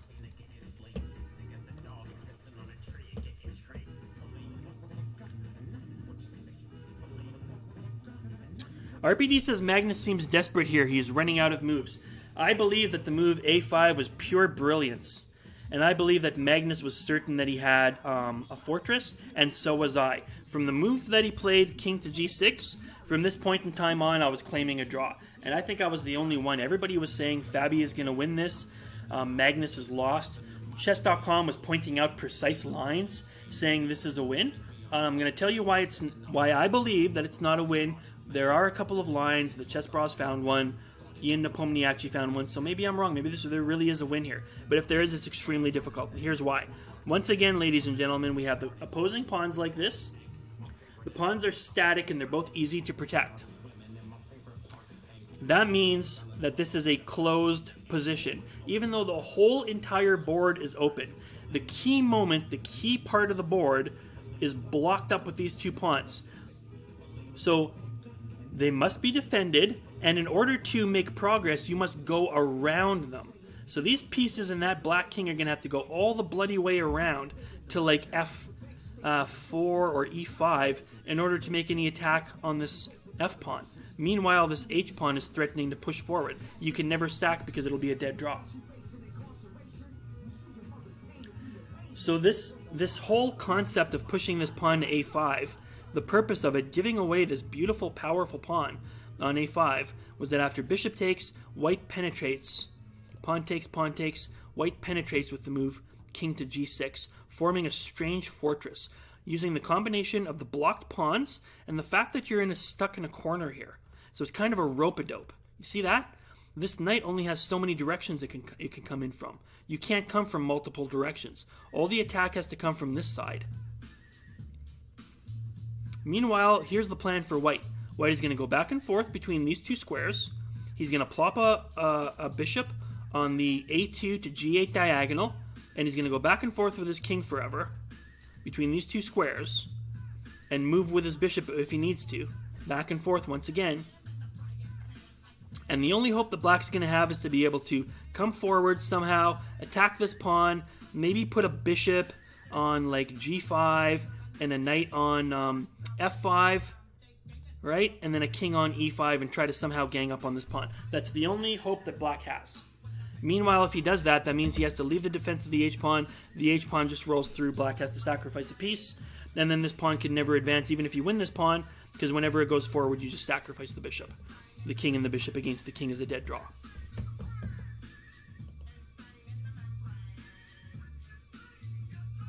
Stockfish says there's a 30 move forced mate for black after move 67. Okay, so we're getting very close up to that point. Tech Gambino, how you doing, man? Magnus doesn't believe in fortresses. It's so funny because usually Fabi's the one making a fortress, right? So it's very strange to see. In fact, this endgame, folks, I have never seen this endgame in my life. I'm not even really sure if it qualifies as a fortress because there's so many open lines. I don't know what this is, guys. I have never seen this in my entire life. This is one of the most exotic and unusual endgames I have ever seen. I have never, ever seen this before. A piece down versus a pawn ending like this with blockaded pawns. I've literally never seen this in my whole life. This is classic. Can you repeat that, please? So bishop back to D8. The king goes to H7. The knight to F7. And now the bishop occupies that long diagonal, just like we were talking about. He's going to play the knight move. If he plays knight to here, that doesn't do anything. I'm probably just going to play here. Once again, there's no way to penetrate these squares. So I can go back and forth, and there's nothing that you can do about it. So instead, the knight comes to E5. Bishop. Now Fabi stumbled upon this idea. His plan is he's going to come back to here, try to force the move H5, putting the bishop on or the pawn on a white square. Then he's going to play the knight. He's going to remaneuver the bishop to G5, remaneuver the knight to F4, and then walk the king up to this critical square on E4, on E5. I'll be very curious to see where the win is, because I still feel like this is a fortress. Or whatever it is that white has a draw here.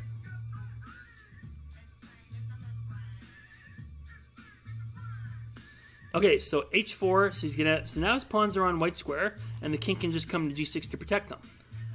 So the bishop comes back. We're getting close to that point, folks. Bishop to A2. The knight to F3. I don't know if that was the right square. The bishop is just going to go back and forth. Now the knight comes, forcing king to G6. If the king doesn't go to G6 and plays here, then the king gets to come to F7, so that's annoying. And if the bishop comes here, then after knight takes and pawn takes, he's going to be able to defend this pawn. He can just sacrifice his bishop for this pawn. This will be a win for black. So he's got to play king to G6, bishop to G5, and I thought at the time that bishop to C4 was the only move on the board.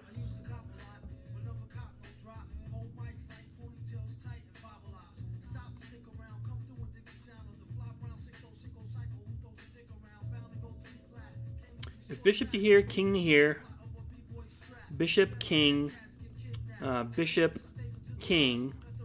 The problem is that if the black knight ever takes this,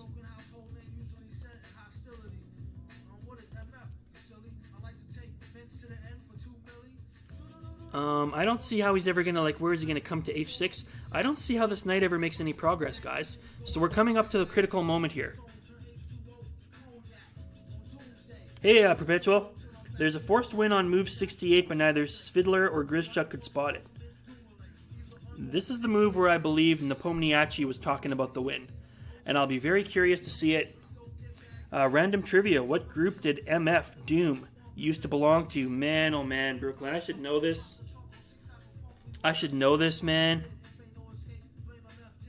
I mean, it wasn't Gangstar, was it? I really don't know, man. I should know that. KMD, Tech's got it. Tech always gets these, man. Tech always gets these, man. Tech is the man. Tech is the guru.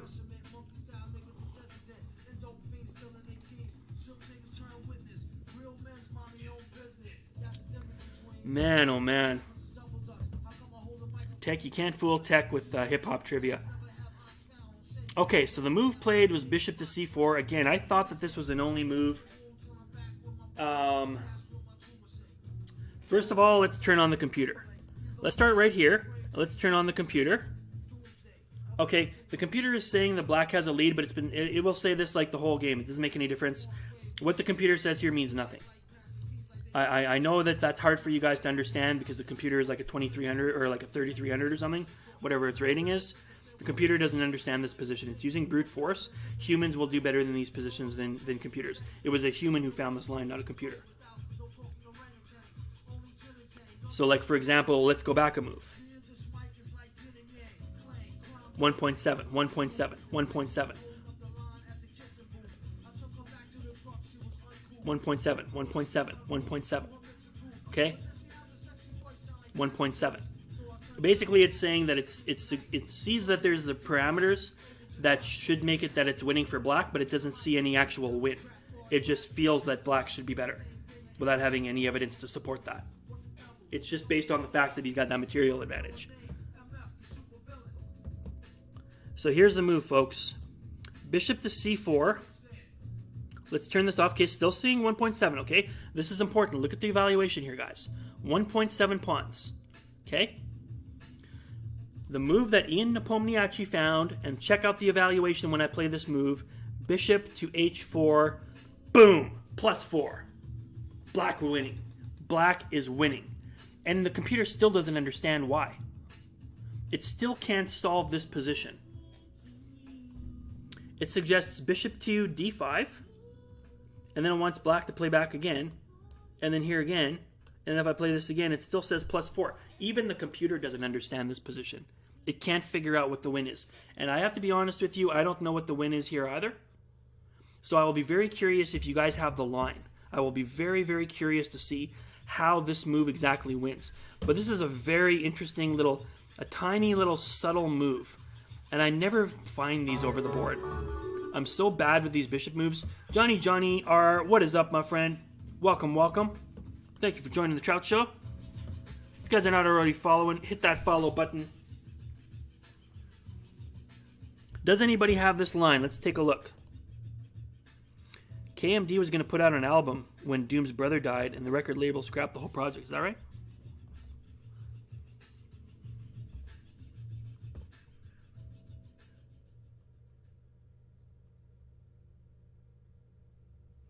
Oh, wow, Tech. That would have been so cool to hear. I would have loved to have heard that.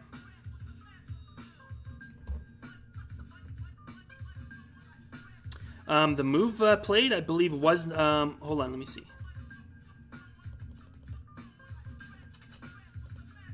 The move played was knight to f3, Chess-Patzer Wales. But Ian Nepomniachtchi, Russian Grandmaster, discovered the move bishop to h4, which apparently leads to a winning line for black. I haven't seen that line yet.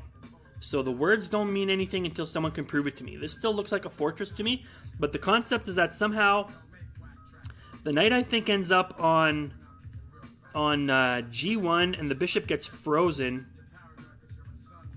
on G4 or something like that, and the king ends up over here. Some kind of a freeze line like that, where white runs out of moves.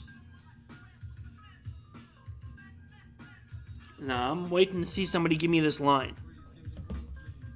So this is the correct line, right, Swing Kidda?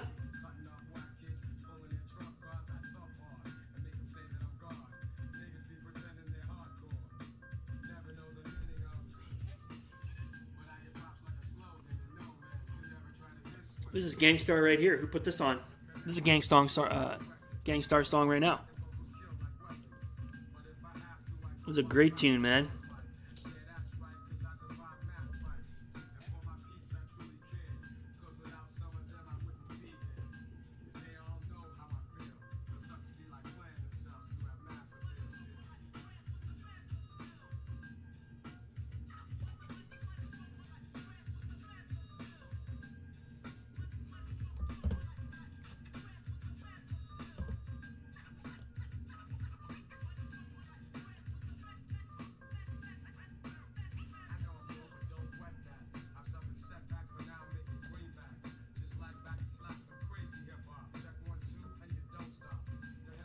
Okay, well, this is like some, okay.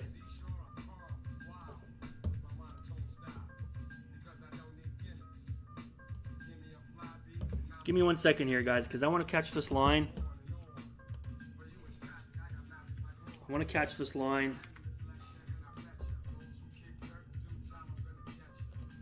Okay, I'm not really interested in, like, the mate line. I don't need, like, the computer mate line.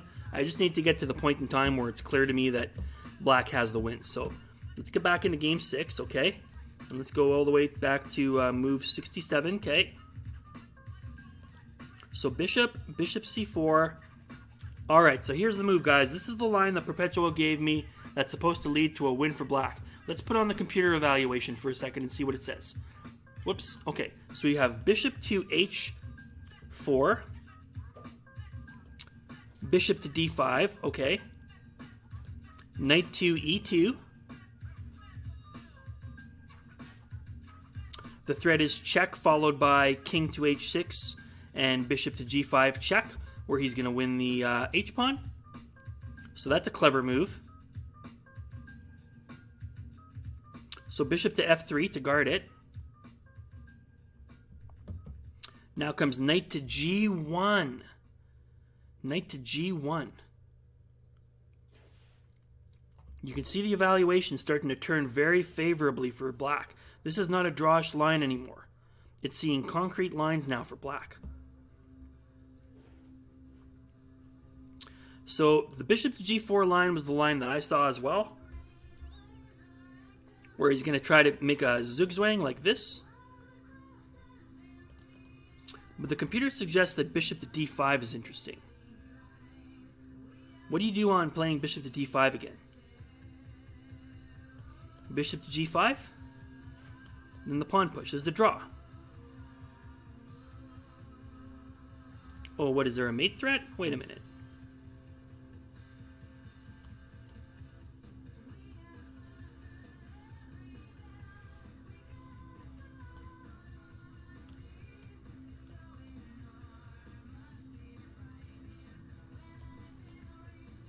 This is insane, man. This is an insane line here. I still don't see any win here, guys.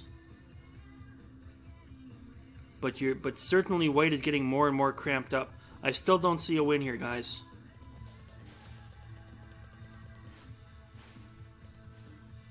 Let's look at that again. So knight to e2, bishop to f3, knight. The line was bishop to g4, king to g8,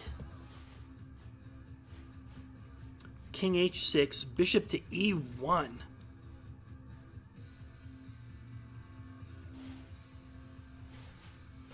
King to g6. Bishop to c3. Wow. This is what you can do when you got an extra piece on the board, guys.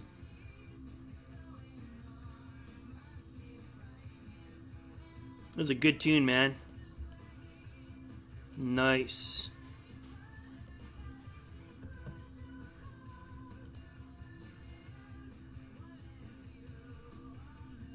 Yeah, bishop to g4 I don't think is the right move there. Okay, but let's keep on going here. So bishop, let's see this again. So bishop to c3.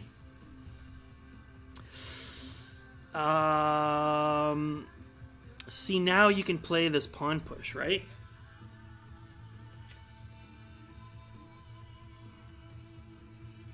But the problem is that you've gotten off of this long diagonal, so you've allowed black to make some progress.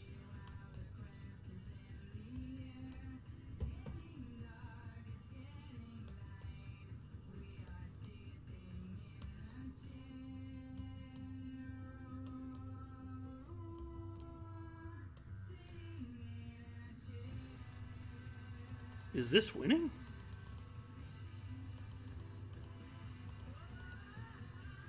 Why does he want to play? Wait, why does he play that? Whoops. Damn it. Stop fucking doing that to me.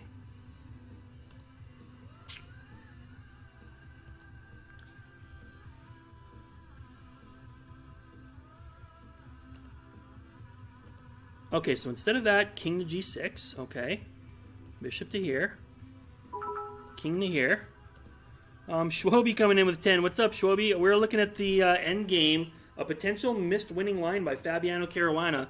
The game ended up being a draw in the World Championship today, Game 6, and there's a possibility that he might have been winning. But I got to tell you guys, I have not seen anything concrete yet. I still don't see anything concrete. These lines are interesting, really, really interesting, and I don't know where you got that line from, Perpetual. I'd be very curious to know. But I don't see a forced win yet. It's extremely interesting and good chances for black. But I don't see a forced win yet. Ag3076, what's up, man? Welcome, welcome, welcome. Who's Ceci? Who's Ceci? I mean, but the problem is, Perpetual, like, I mean, I can look at those lines, but there's a number of those moves that, for me, aren't good enough. There's right off of the bat, bishop to g4 is not right. Bishop to g4 isn't right. Bishop to g4 and king to h6 are both moves that white doesn't have to play. So I'm already having trouble getting past those moves. I need to see a solution to those moves before I can go further. I'm expecting nothing less than a draw. The set of games is a bit more than disappointing. Schwobi, today's game was not disappointing. This game was exhilarating. I mean, this is a classic, and we still don't know. I still don't know for certain whether Fabi could have won this game. Look at this position. Magnus Carlsen has sacrificed a piece for a pawn. A piece for a stinking pawn to make a fortress and get a draw. It's unreal, man. This game was a gem, a real classic. It doesn't matter that it turned out to be a draw. It would have been nice to get blood. Fabi deserved the win. He totally outplayed Magnus today. And maybe this really is a winning line, but I need to see concrete lines. I need to see all of the solutions, because I can't go forward with a line that's clearly worse. If there's a better move, then I have to play the better move, right? Solve that line, and then we'll go back to the other lines. So I'm struggling a little bit with this.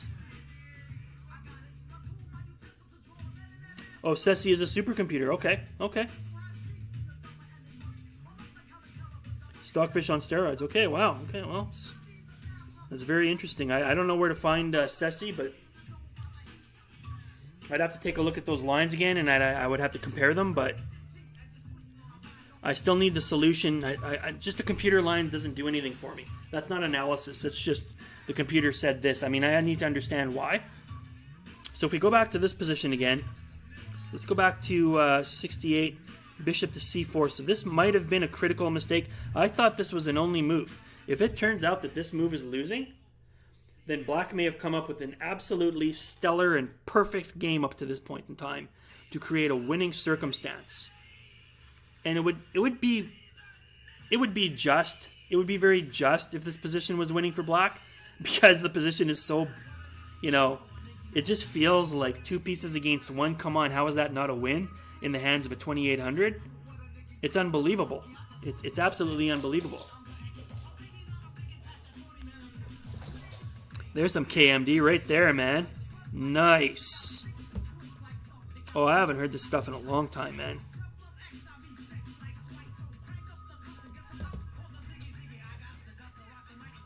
Rufus is in the house. Everybody's here. Bishop to g4 was tempting because it paralyzes the knight. Yeah, I mean, that's what I'm thinking too. And like that was the line that I had seen as well from Eamon Nepomniachtchi.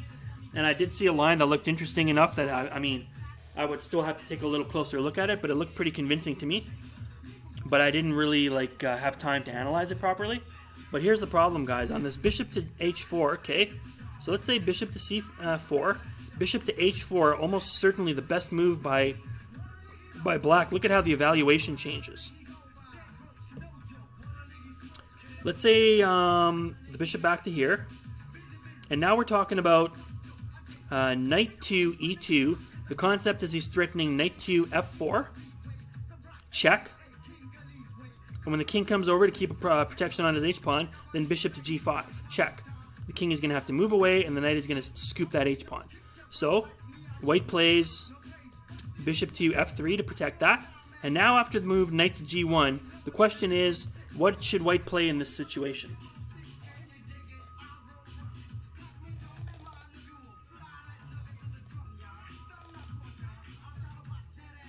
Because for me, there's a lot of interesting possibilities. There's bishop to g2. There's just bishop back to d5, keeping the king from going forward. And then there's bishop to g4, which looks very static. That doesn't seem like a solid move to me. What happens on bishop to g2 even?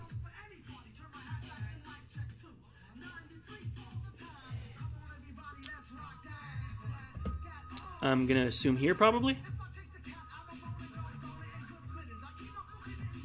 Probably the pawn push.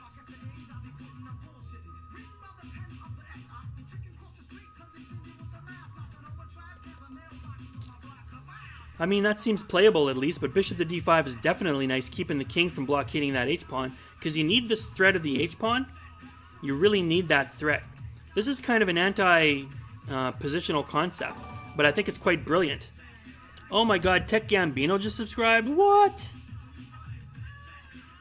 Dude, man, thank you so much, man. That's really awesome. Welcome to the show, man. Welcome, welcome. Let's give Tech Gambino something, man, for keeping the music rolling all the time. My new hip-hop guru. Let's give the man some props. High five. Cheers from the trout, man. Have some Timbits. Have some Canadian Timbits.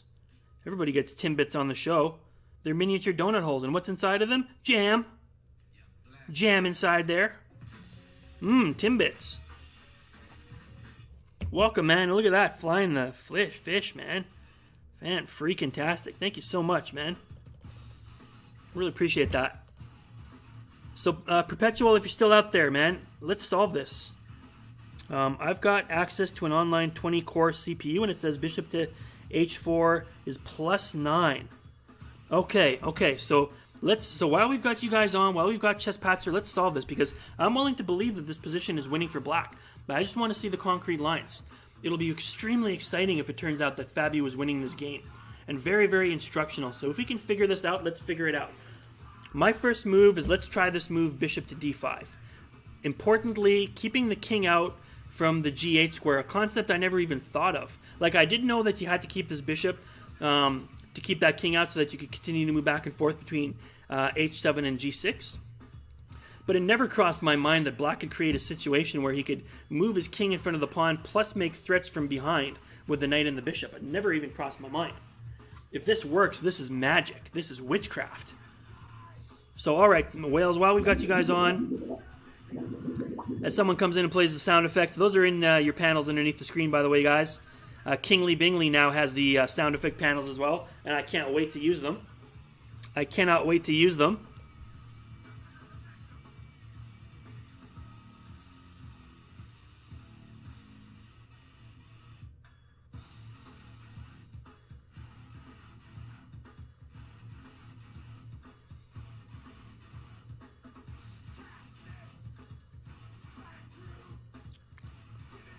Okay, very Twitch, let's just tone that down, man. I don't want to hear that kind of talk.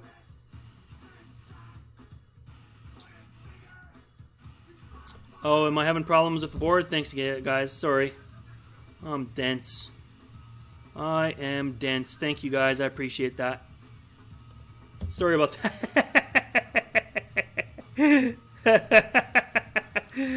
What you guys can do, is, here's what you can do. Anytime you see something on the show, like let's say the stream cuts out, or like the board is screwed up, just type capital F like this, okay? Capital F, boom, put that into the... Did I do that right? That didn't even work. Just do that, okay? And then once I see a whole bunch of Fs all showing up in my chat, then I know something's wrong and I gotta fix it. So just do that, okay? Next time you see something wrong, F, simple. Okay, where's Chess or Wales? He says, bishop to g5 is plus 13. Okay, guys, we're getting somewhere. Bishop to g5, okay. Let's say... I kind of want to turn on the computer to make sure. I feel like h6 is the right move here. It might be just possible to move the bishop somewhere as well. I just have to be a little bit cautious.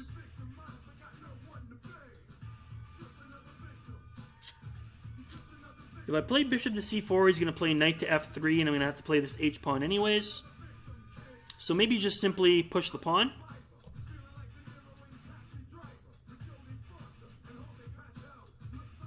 Let me just make sure that's what the computer likes as well. So it does like h6, okay. Oh, I see. He's got knight to h3. Okay, okay. Is that the move that you're seeing there, Chesspatzer, after h6? So that's going to force probably bishop c4 again. Sure, yeah, take your time, man. Take your time, because this is important. I will be so excited if we can find a win here for Fabi. He deserved this win, guys. Magnus defended brilliantly. This is absolutely electrifying, this kind of a... If you like positional chess, I know it's not the tactical stuff that we're used to, but this is really important, guys. This is like... This will be in the chess books forever, you know what I mean? This concept. This is something we've never seen before. Nobody has ever seen this kind of an endgame before. So it does say knight to h3 plus 13. Okay, I'm going to have to try bishop to c4.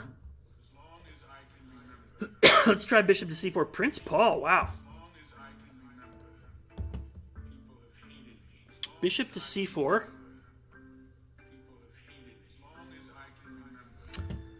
Okay, well I guess I can leave the computer on in that it's not... I've got the fast internet, so it shouldn't lag. Let me know if you guys see any problems, guys. Okay? Johnny John, hey, what's up, man? Johnny John's in the house now. I'm probably on 10-minute delay, so I'm sorry if you've been waiting this whole time, Johnny. Thanks for joining us.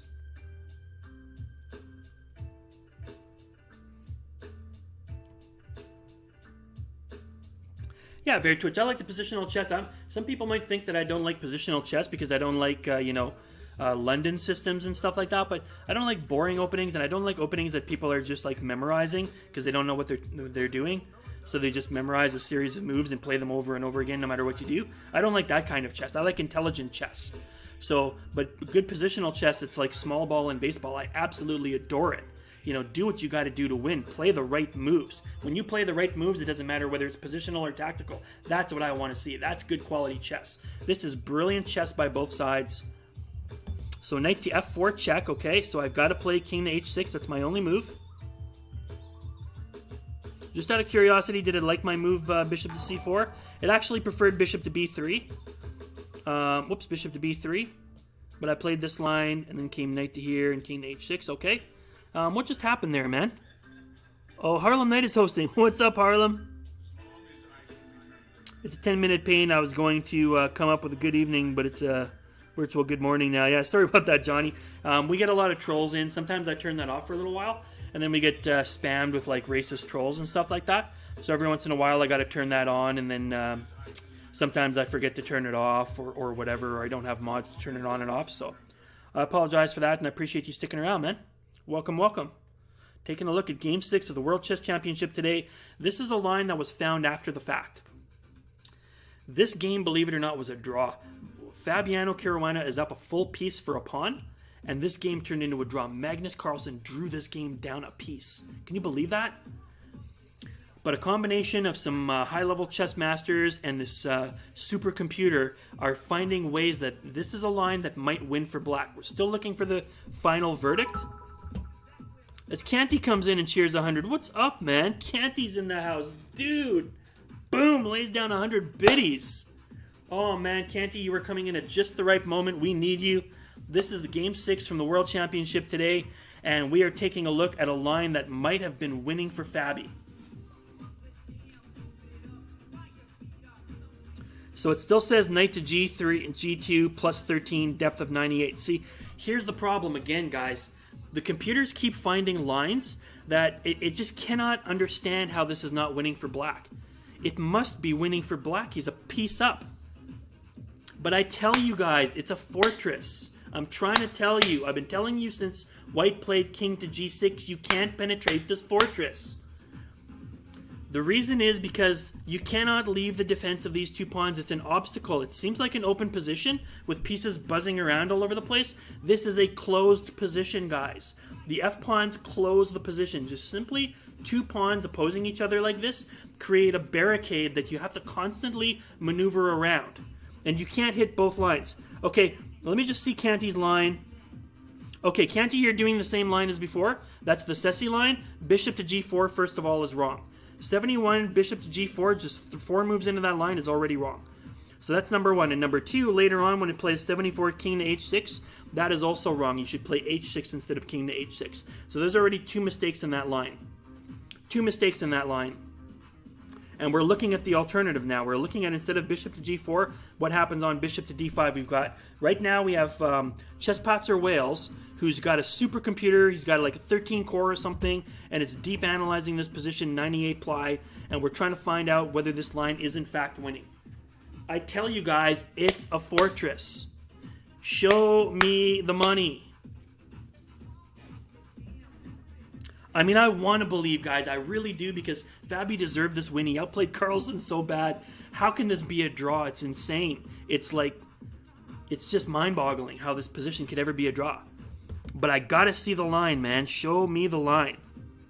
In fact, I would even go so far as to say, Vertwitch, this position is not even technically a fortress. I don't know what this is. This is something I have never seen in my entire life. I've never seen this endgame in my life. And I think we're going to be talking about this for quite a while.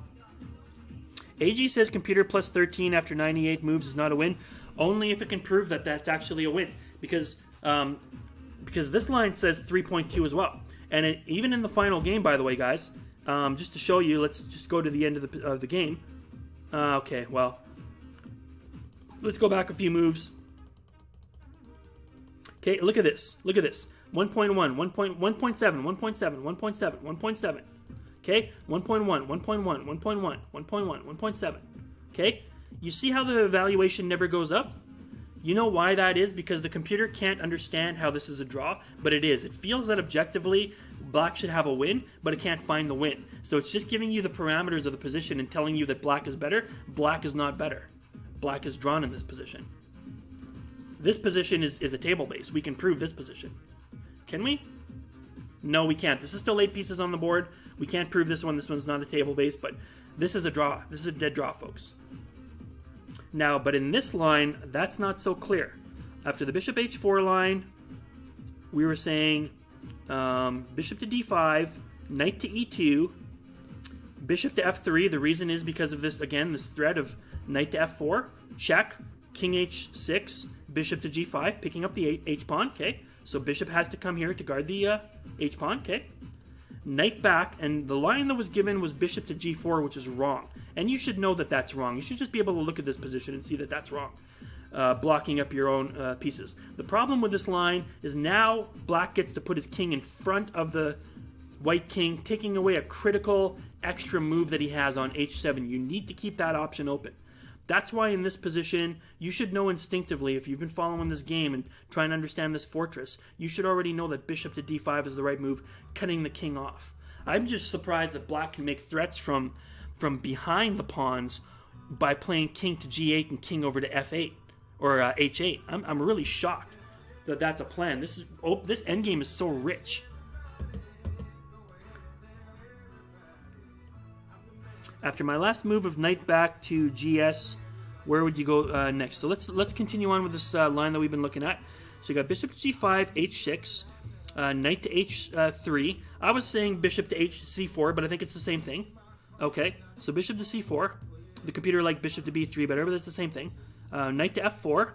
And now we're going to do king to h7, only move. And now, were you doing knight to g2? Is that correct? Okay, so knight to g2. Okay, so back again, king to g6. So now we've got knight here. Okay, check. King to here. Knight takes. And then we're going to do the pawn push, right?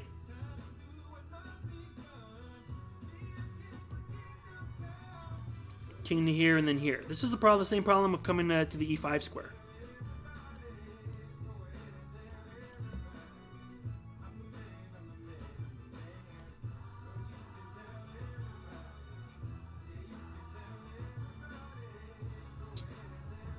I'm not sure if this is exactly the best line, but let's take a look here.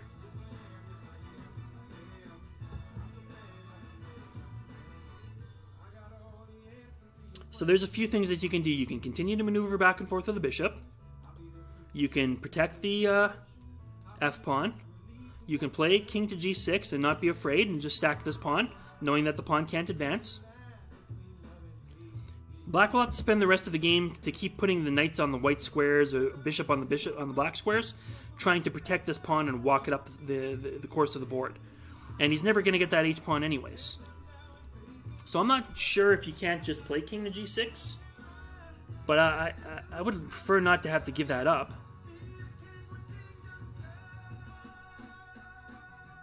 So I wonder if you can just play bishop to here.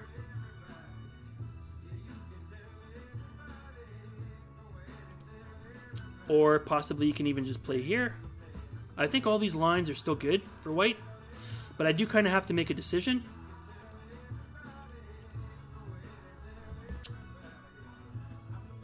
So what do you think of that line, Wales? After knight to g2, bishop to h4 traps the knight. After knight to g2, wait, what? King to here you talking about? Wait a minute.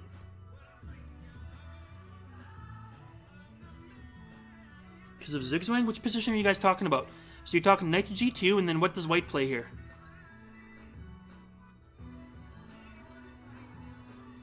Oh, you're talking about playing the knight to...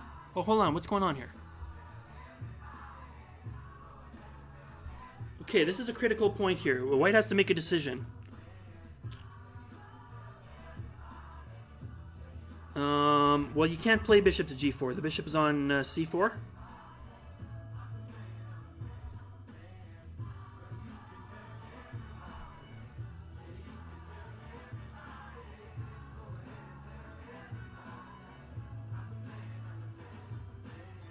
Are you talking about further back into this line?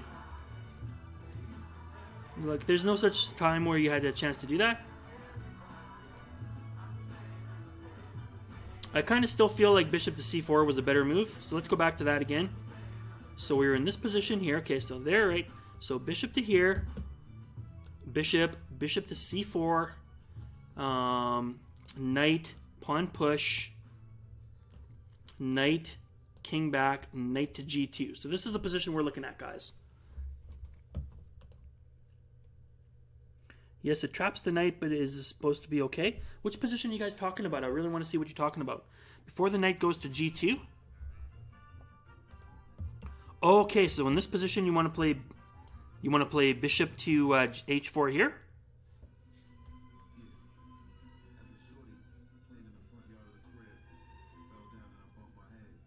Wait, hold on.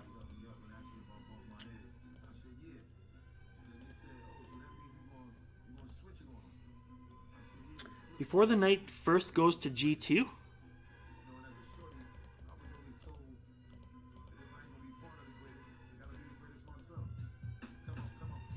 I'm very confused, guys. You have to start giving me move numbers because there's a lot of stuff going on here. There's a lot of different lines we're looking at.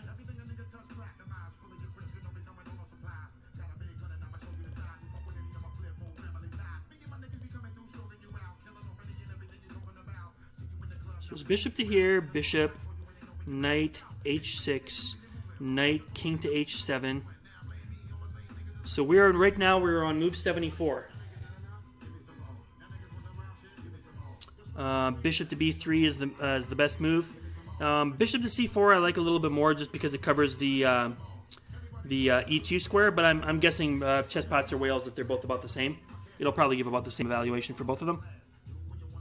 I think there's a large number of moves that are all going to give the same evaluation.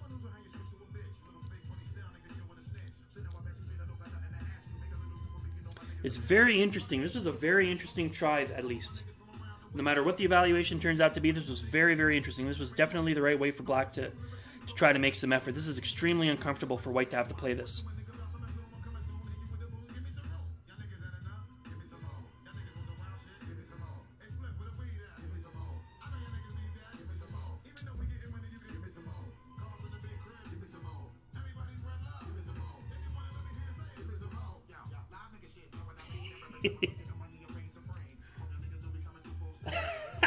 Bust is so awesome.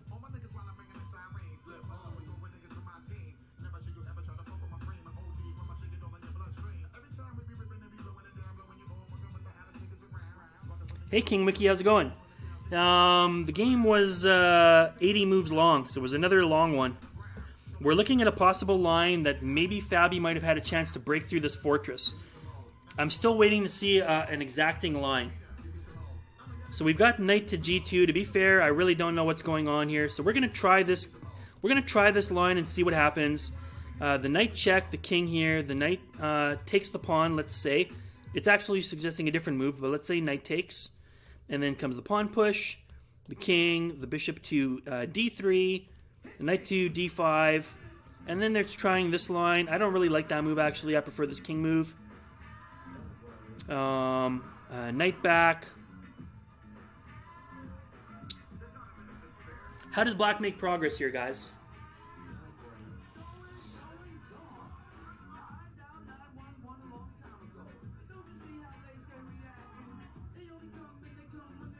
He's going to have to walk that piece up. He's going to have to walk that pawn up.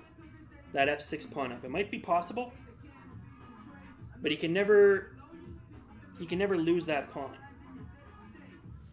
Maybe this is just a win. I don't know.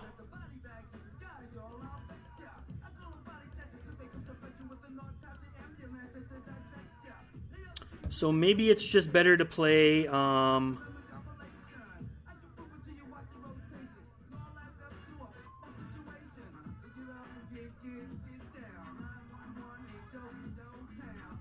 I mean, I can even go back and forth on these squares if I have to. There's no, like, danger to this king on the square that it's on right now.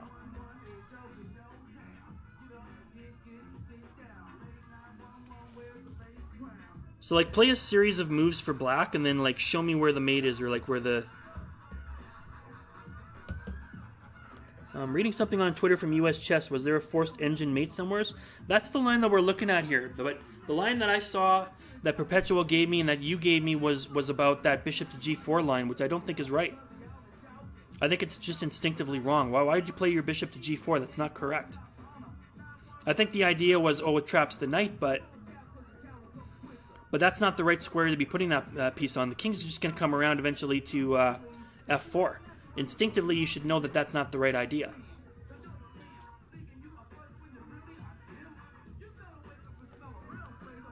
And by you, I mean just like the players, like whoever's playing this game. Probably that was the line that Fabi looked at and probably dismissed and thought, well, I don't want to trap my knight like that. Probably had he seen some of these other lines, maybe he would have played that. 70 knight to g1, bishop to d5, do 71 bishop to g4. Hard to see back on your screen. Yeah, I know which position you're talking about, so let's go back to that for a quick second. So we're talking way back here on knight to f3. Instead, if black plays this move, bishop to h4, which seems to be the toughest test. So let's say, for example, bishop to d5. So we have, let's not do that. Let's do the knight move first. So the threat is knight to f4, check, followed by bishop to g5 and picking off the h-pawn. So white plays bishop to f3 to defend his piece. And now we're saying if knight to g1, bishop to g4, trapping the knight. Right? So that's that concept. But you've got to know instinctively that that's not right, because now your bishop is just basically a pawn. Where is it supposed to move to? Like, you can't sit there for the rest of the game. Anytime you move, the knight's going to have an option, right? Meanwhile, this king can either choose between coming over this way, or he can even come up this way if he wants to, all the way up to here and protect his knight to come out. So I don't understand what the point of this move is. That's just not right. It's a wrong move.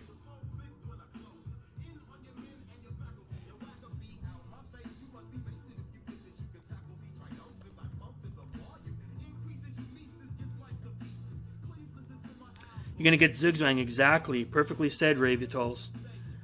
Or you're in danger at least. Yeah, you're running out of moves very quickly. I mean, what are you going to do? Push your H-pawn? You've completely run out of moves here. Wherever you move your bishop, you're going to give the escape square. Even if you move it back to here, you're still going to have the H3 square, right? But if the knight is trapped and black king tries to move to F4 push the H-pawn,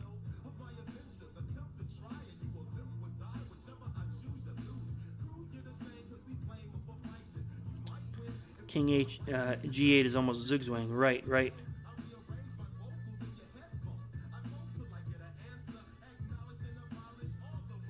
Right, or instead of bishop to E1 in that line, Ray Vitols, just like king to H8. Just king to H8 in that line with the bishop still on G5. Same kind of story. Yeah, so that's like a zigzagging position, right? So that's why I don't agree with that move. I don't know who came up with this move of bishop to G4. Bishop to D5 is a clearly better move. The only question is that going to be enough? Because Chesspatzer's line is very interesting. So let's say the bishop move, then bishop to C4. The knight comes to H6, threatening a mate. It's not quite mate yet, but it's getting close to that point in time. So the H-pawn push, knight to F4, king to H7, and now we're talking knight to G2. We're trying to find out whether white can justify giving up that pawn or whether he should just be protecting it.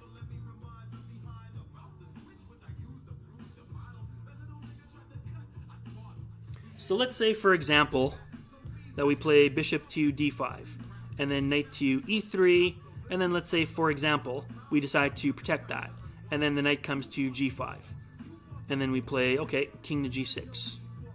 Oh, I see. Still wants to take that? Okay. He's still trying to take that pawn, though. Okay, hold on. Let's go back to this again.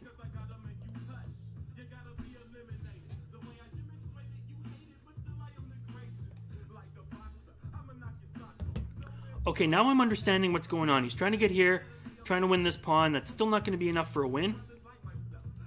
But that's one less problem black has to worry about. So that's definitely progress. If he can win that pawn, that's definitely progress.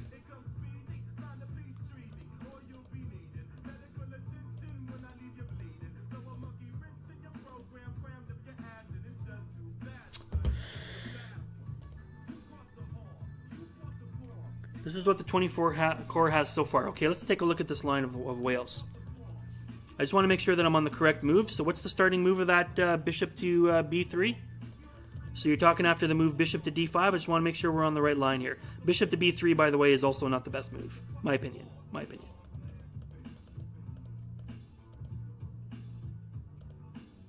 Okay.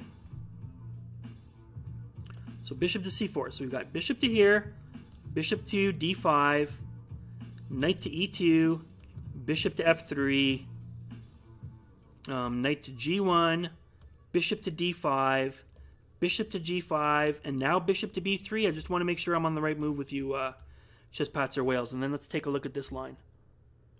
It's just an incredible endgame, guys. This is like, I mean, I cannot believe we're even having this conversation that in the age of computers we can't come to a 100% guaranteed line that this is winning or drawn.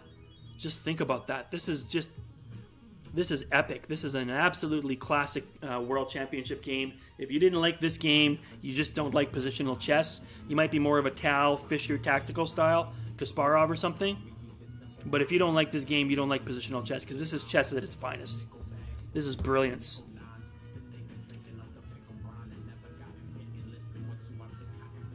Okay, so where's the move where that line starts with bishop to b3? I'm on move 71 for black. Bishop to g5. I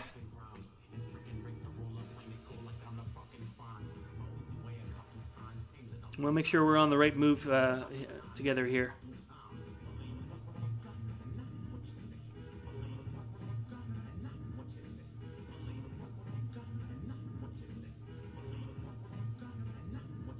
It's like this, but the knight is on g2.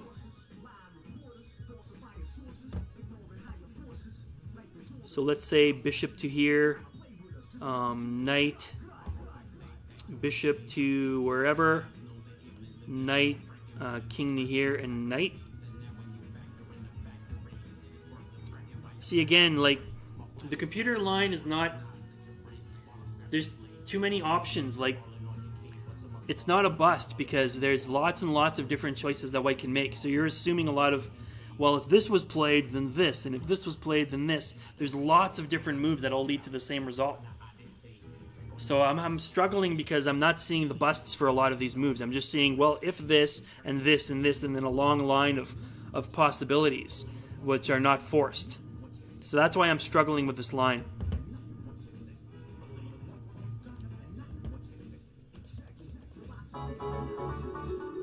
As we got Jake Loans making a splash on the Trout Show. What's up, Jake Loans? So knight to e2, bishop to f3, knight to g1, bishop to d5. This is the point where I want to start. This is the point where I want to start. White has just played 71 bishop to d5, and I want to see a line here, and it's very, very difficult because there are so many moves that white can make. So many moves, guys. So many moves. Jason, who's that? Oh, Japanese Tutor coming in. What? Japanese Tutor with 100 biddies. Dude, what's up, man? Japanese Tutor, man, give us your expert knowledge, man. We need your help. We're trying to solve this puzzle. This is the computer line that Chesspatzer Wales is giving. We're trying to get it down right. Canty is in the house. An absolutely unbelievable draw. Nobody, I don't think, has ever seen this position. God only knows how these guys could figure out how to wander through the maze of this position. God only knows. It ended up being a draw. Magnus Carlsen down a piece for a pawn, guys, drew this position. But the computer seems to think, and certain people believe, that there's forcing lines where black can win this position. But because it's so complex and there's so many different choices that white can make, it's very difficult to nail down a particular line and say, this is winning because of X. Because there's so many different routes to get to a similar position. The computer seems to like black's position a lot after this powerful move, bishop to h4. Black wants the Ray Vittles wants the black knight on f4, sorry, and try to make white lose a tempo to misplace the bishop. Right, and that's always what you're trying to do in a piece up ending, or just try to make your opponent's pieces just slightly off kilter, just a little bit out of place. Okay, this isn't. This is some kind of an interview. Somebody probably put that song request. It didn't work out. You can put the link in if you guys want for song request if it doesn't play the song you wanted. Almost zigzwang is not quite zigzwang, exactly. Almost zigzwang is 100% not zigzwang. It's this position here. It's black to move.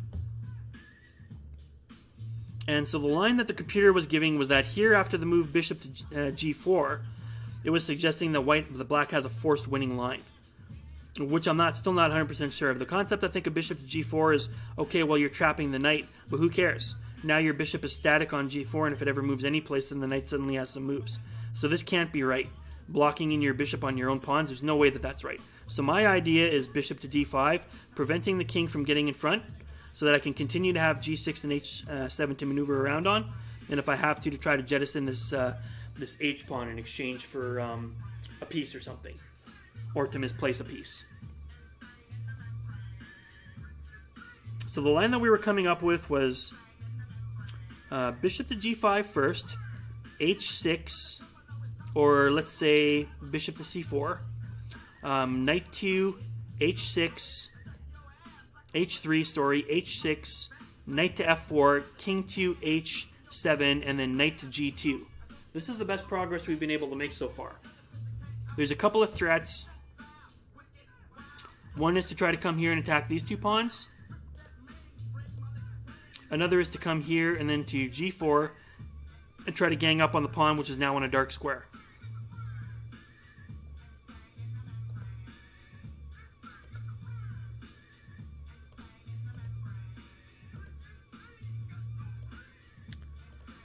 I mean, maybe there's other moves that the white could do here. Maybe this is why the computer preferred bishop to b3, so that now it could play this move, bishop to c2. I think there's a certain endgame area that is known in Magnus's mind as the Bermuda Triangle, and he knows that if he's ever in trouble, he heads there. I like that. He knows the edges of this area better than anyone, so when he lures his opponent over, they lose visibility in an endless maze of moves. Yeah, it's something like that. Japanese tutor says, looks like a draw to me.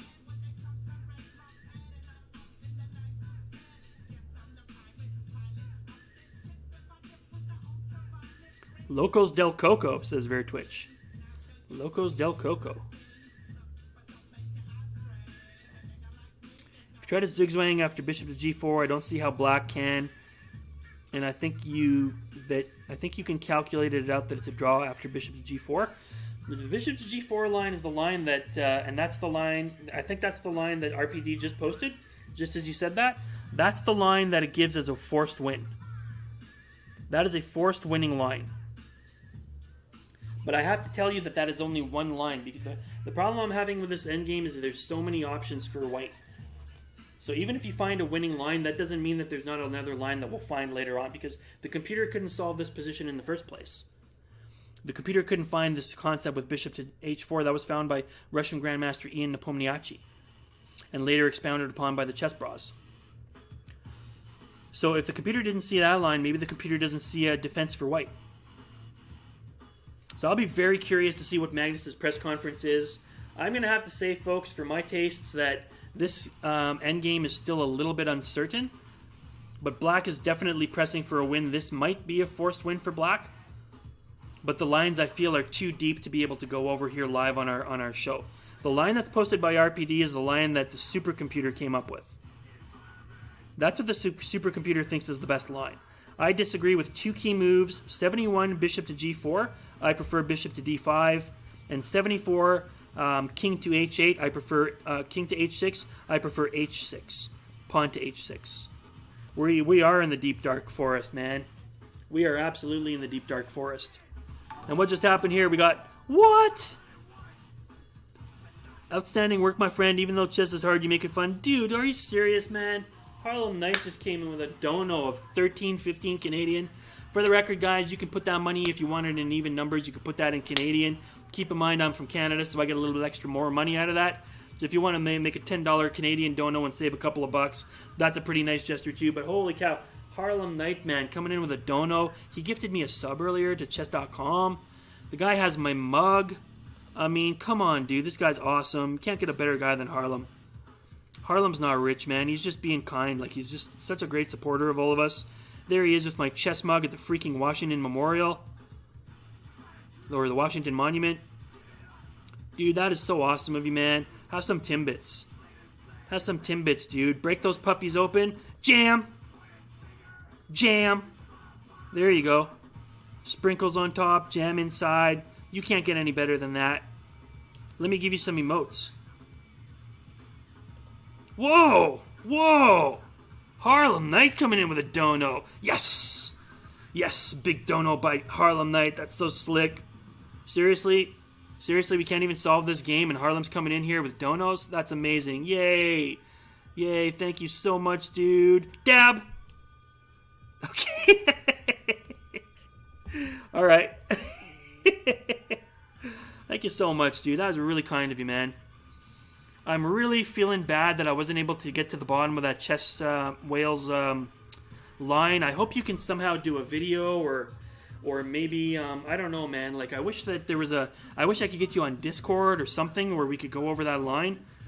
I would really like to solve this, guys, but I don't think we're going to solve this live on the Trout Show today. We're going to have to walk away from this accepting that it was a draw. That was the final result.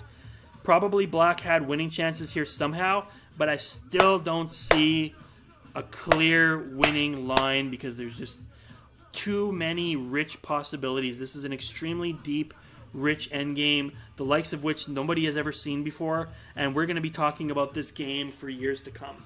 Even in the next World Championship, we're always going to be looking back and saying, remember that Game 6 endgame? That was dope. That was badass. Okay, because there's so much meat on this bone. So I think what I'm gonna do is in the future, in the near future, maybe when this World Championship is over, or during one of my rando streams, I'm gonna do like some end games of including these pawn blockades. We're gonna take a look at this concept of the single isolated pawn blockade, where 2 pawns in and of themselves in the center of a board form a blockade, and what that does to the nature of your pieces, how it changes the nature and the value of your pieces, your knights versus your bishops, and how to approach them with your kings, how to deal with them with your rooks as you're dancing around this blockaded pawn center. And you're going to see what kind of rich positions you can get out of this. It's a key element of your defensive structure in the end game that sometimes gets overlooked, and I think there's a lot to be learned from these. So, okay, Chesspatzer Wales is still there. We're still going to try to, we're still trying to get to the end of this. Man, Harlem Knight coming in with a dono, dude. That was so awesome.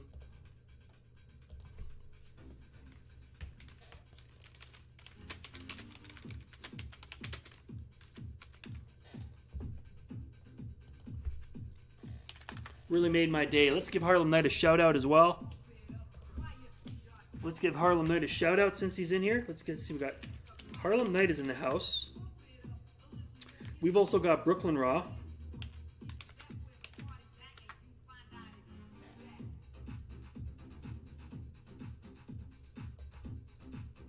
Like, is somebody taking Brooklyn Raw out? If I find out somebody's taking Brooklyn Raw out, I'm going to be really choked. Did I do that wrong?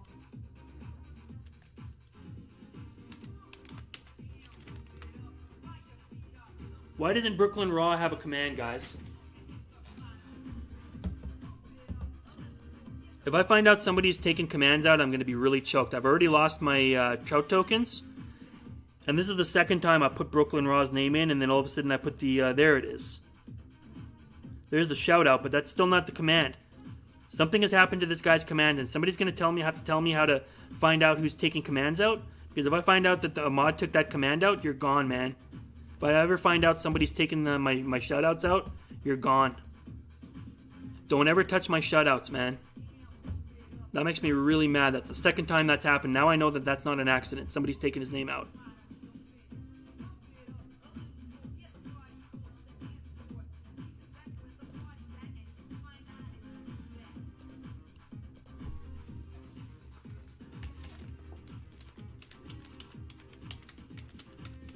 We've got Rufus and Doofus is in the house. We've got Lucy in the house. If you guys want to take a moment and go check out Brooklyn Raw, give him a follow, man. All the more so because somebody took that name out. Give the man a follow. He's a really good poker player. I forgot to tell you, Brooklyn, I actually played a poker tournament last night on PokerStars. It was just like a free tournament. Like, I had to get some like imaginary buy-in of $10,000. So it was just like a bunch of nobodies, but there were a couple of good players at that table. And I won my table. I had about half the money of the other guy when we came down to the final 2. I smoked him, I took him out. So I won my first little poker tournament. Online poker tournament, first time in years. So I was inspired by Brooklyn Raw, who's an expert player. And also a chess player as well. And he streams some Red Dead, so go give him a check out. Very entertaining, especially when he eats bamboozled beans.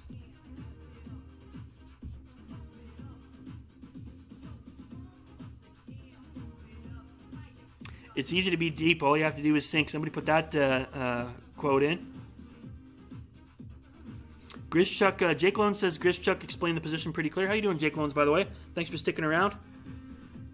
I know that's on 10-minute follower mode, so Grishchuck explained the position pretty clearly. I'm going to have to go back and see if I can find that. I think that's on YouTube.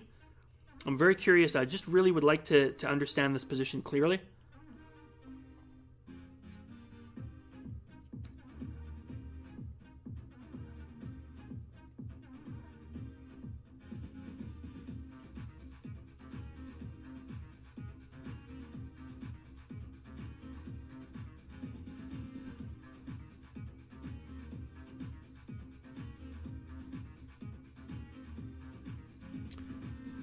Very Twitch, man. You gotta tone it down today, buddy. You're saying some kind of weird things today.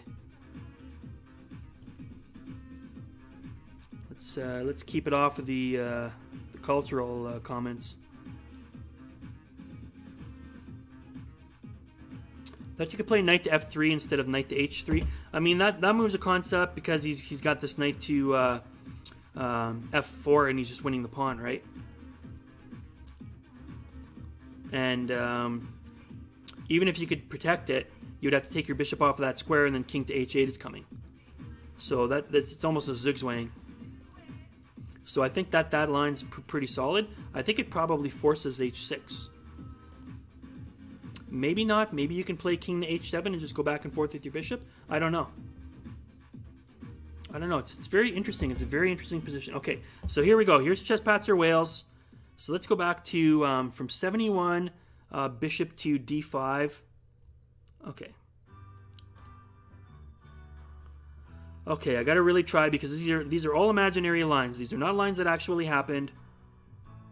So 71, bishop to d5.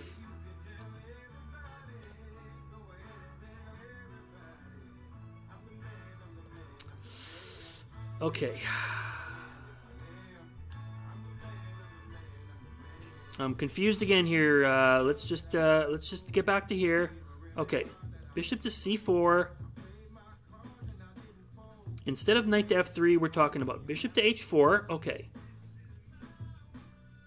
Bishop to d5. Knight to e2. Bishop to f3. Knight to f1. Okay, from 71, bishop to d5. Here's the line that Chess-Patzer Wales supercomputer gives. Still saying plus 13. The evaluation has not changed. Very important to note that no matter how high the valuation is, it never changes. If this was actually plus 13, you'd think that the evaluation would go up with time, but it's not. So bishop to d5, bishop to g5, king to h7, knight to e2, bishop to c6. This is a strange line. Knight to g3, king to g6. Trying to put white in the zigzag. King to g8. So he's accomplished his goal. He's moved his king in front of the king. So king h7 is no longer an option. Bishop to f3. No change in the evaluation on my end. Knight to f1. Bishop to d5 check. King to h8. h6. Knight to e3. Bishop to f3. A lot of these moves are clearly not only moves. Okay, but let's go with it. Let's go with it. And then we've got hold on. Bishop to f3. Knight to c4. Bishop to d5. And knight to e5 check.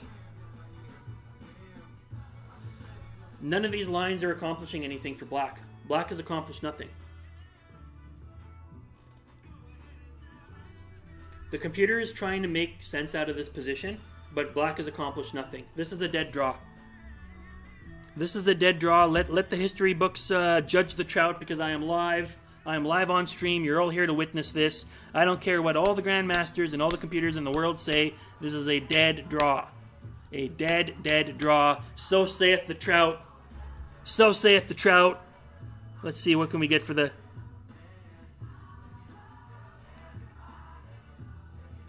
Schlap! Schlap! The trout says it's a draw. Klabloom! Fish slap by the trout. Okay? This is a draw, folks.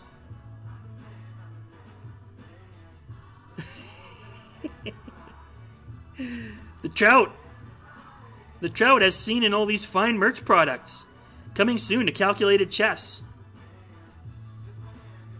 The trout says draw, folks. Trout says draw.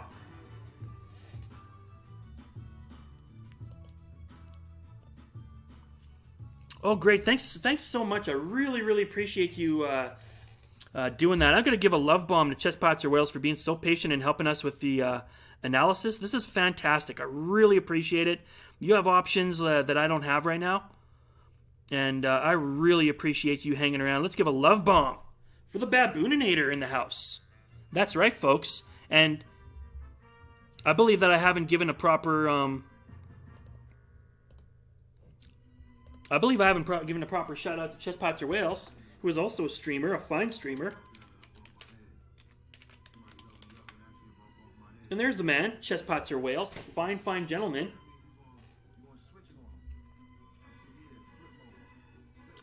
The Babooninator, one of the most entertaining streams you'll ever find. I mean, he's got zombies and baboons that shoot laser beams out of their butts. You know, and he's got a whole, like, crew of, like, you know, baby Babooninators. You know, and he plays arenas with them and stuff. It's fantastic. You really can't beat it. You know? And sometimes if you watch his show, he's got a Bitmoji of me, and he'll put it on the roof of his little, like, Chesspotzer house graphic that he's made, and I'm holding a chicken. Why am I holding a chicken, you might wonder? Why, if you're new to the Trout Show, let me indoctrinate you with a chicken story. Ladies and gentlemen, a sad tale of a trout and a chicken playing tic-tac-toe. What happens? Well, you're going to have to check out the clip to find out, or you can check out the full video, full version in the videos. But there you go, ladies and gentlemen. If you want to be part of the Trout Show, give yourself a larf. Go check out the chicken story. If you're ever feeling down on your chess, like, man, you know, chess is hard. I'm not very good at this game. You know, I'll never be good like the Trout. Just watch the tic-tac-toe story. All right? And you'll immediately feel better about yourself. Okay? Because if a man who can lose 3 games of tic-tac-toe to a chicken, you know, can play chess like this, then surely you can too. Okay? Okay. So, guys,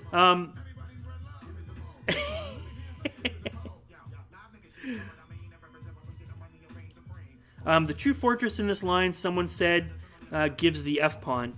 The f5 pawn? I mean, I think you could give, theoretically, either one of those. Certainly, you could give the f-pawn. Absolutely, you could give the f-pawn. This pawn, I don't think, can make any progress. The king is in front of it, and the bishop is on the line with the white pawn.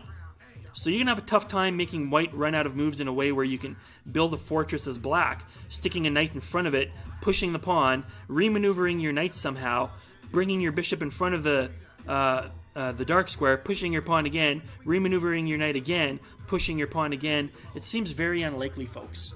It seems very unlikely. It's not impossible. It is an extra piece, guys. It is an extra piece. But for my tastes, folks, I have to tell you that this is a dead draw. I don't care what the grandmasters say. Let the history books judge me. So it's been a lot of fun, guys. Old chess players are slightly off, some more than others. You got that right, King Winky. I don't think truer words have ever been spoken. I will repeat the question. Black winning is h6 now? So how did he not accomplish something? I'm not sure which position you're talking about. h6 has already been played, Veritwitch, so... I mean, I think we spent enough time on that. Let's look at how the game actually finished off.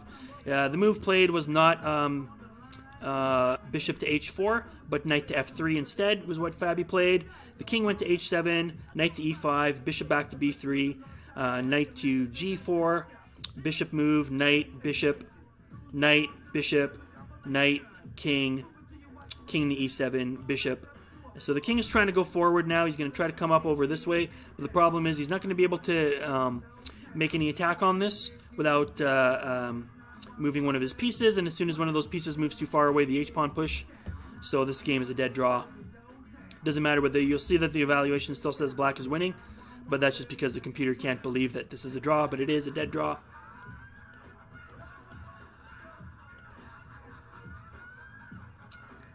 So that's the end of this. Basically, if so you might wonder, why doesn't he take this here? Oh, well, he can't do that yet because the pawn's going to push anyways. So, but the reason why that's always a danger is because of this this bishop move. So in this line, he has to take it, and that's just the end of the game. There's no other way to get around it. He had to move his knight too far away, the h6 pawn pushed forward, and after bishop takes, just an easy draw. Bishop's going to take king takes, knight takes, or whatever. Here, here, here. And then it doesn't matter whatever you do, you're never going to be able to push this pawn forward. So something along those lines. So that's how the game finished anyways, folks. It was like this on bishop to h6. That was the final position.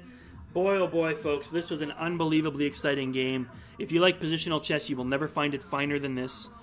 Fabi completely outplayed Magnus for the first time in the entire tournament. Magnus Carlsen was in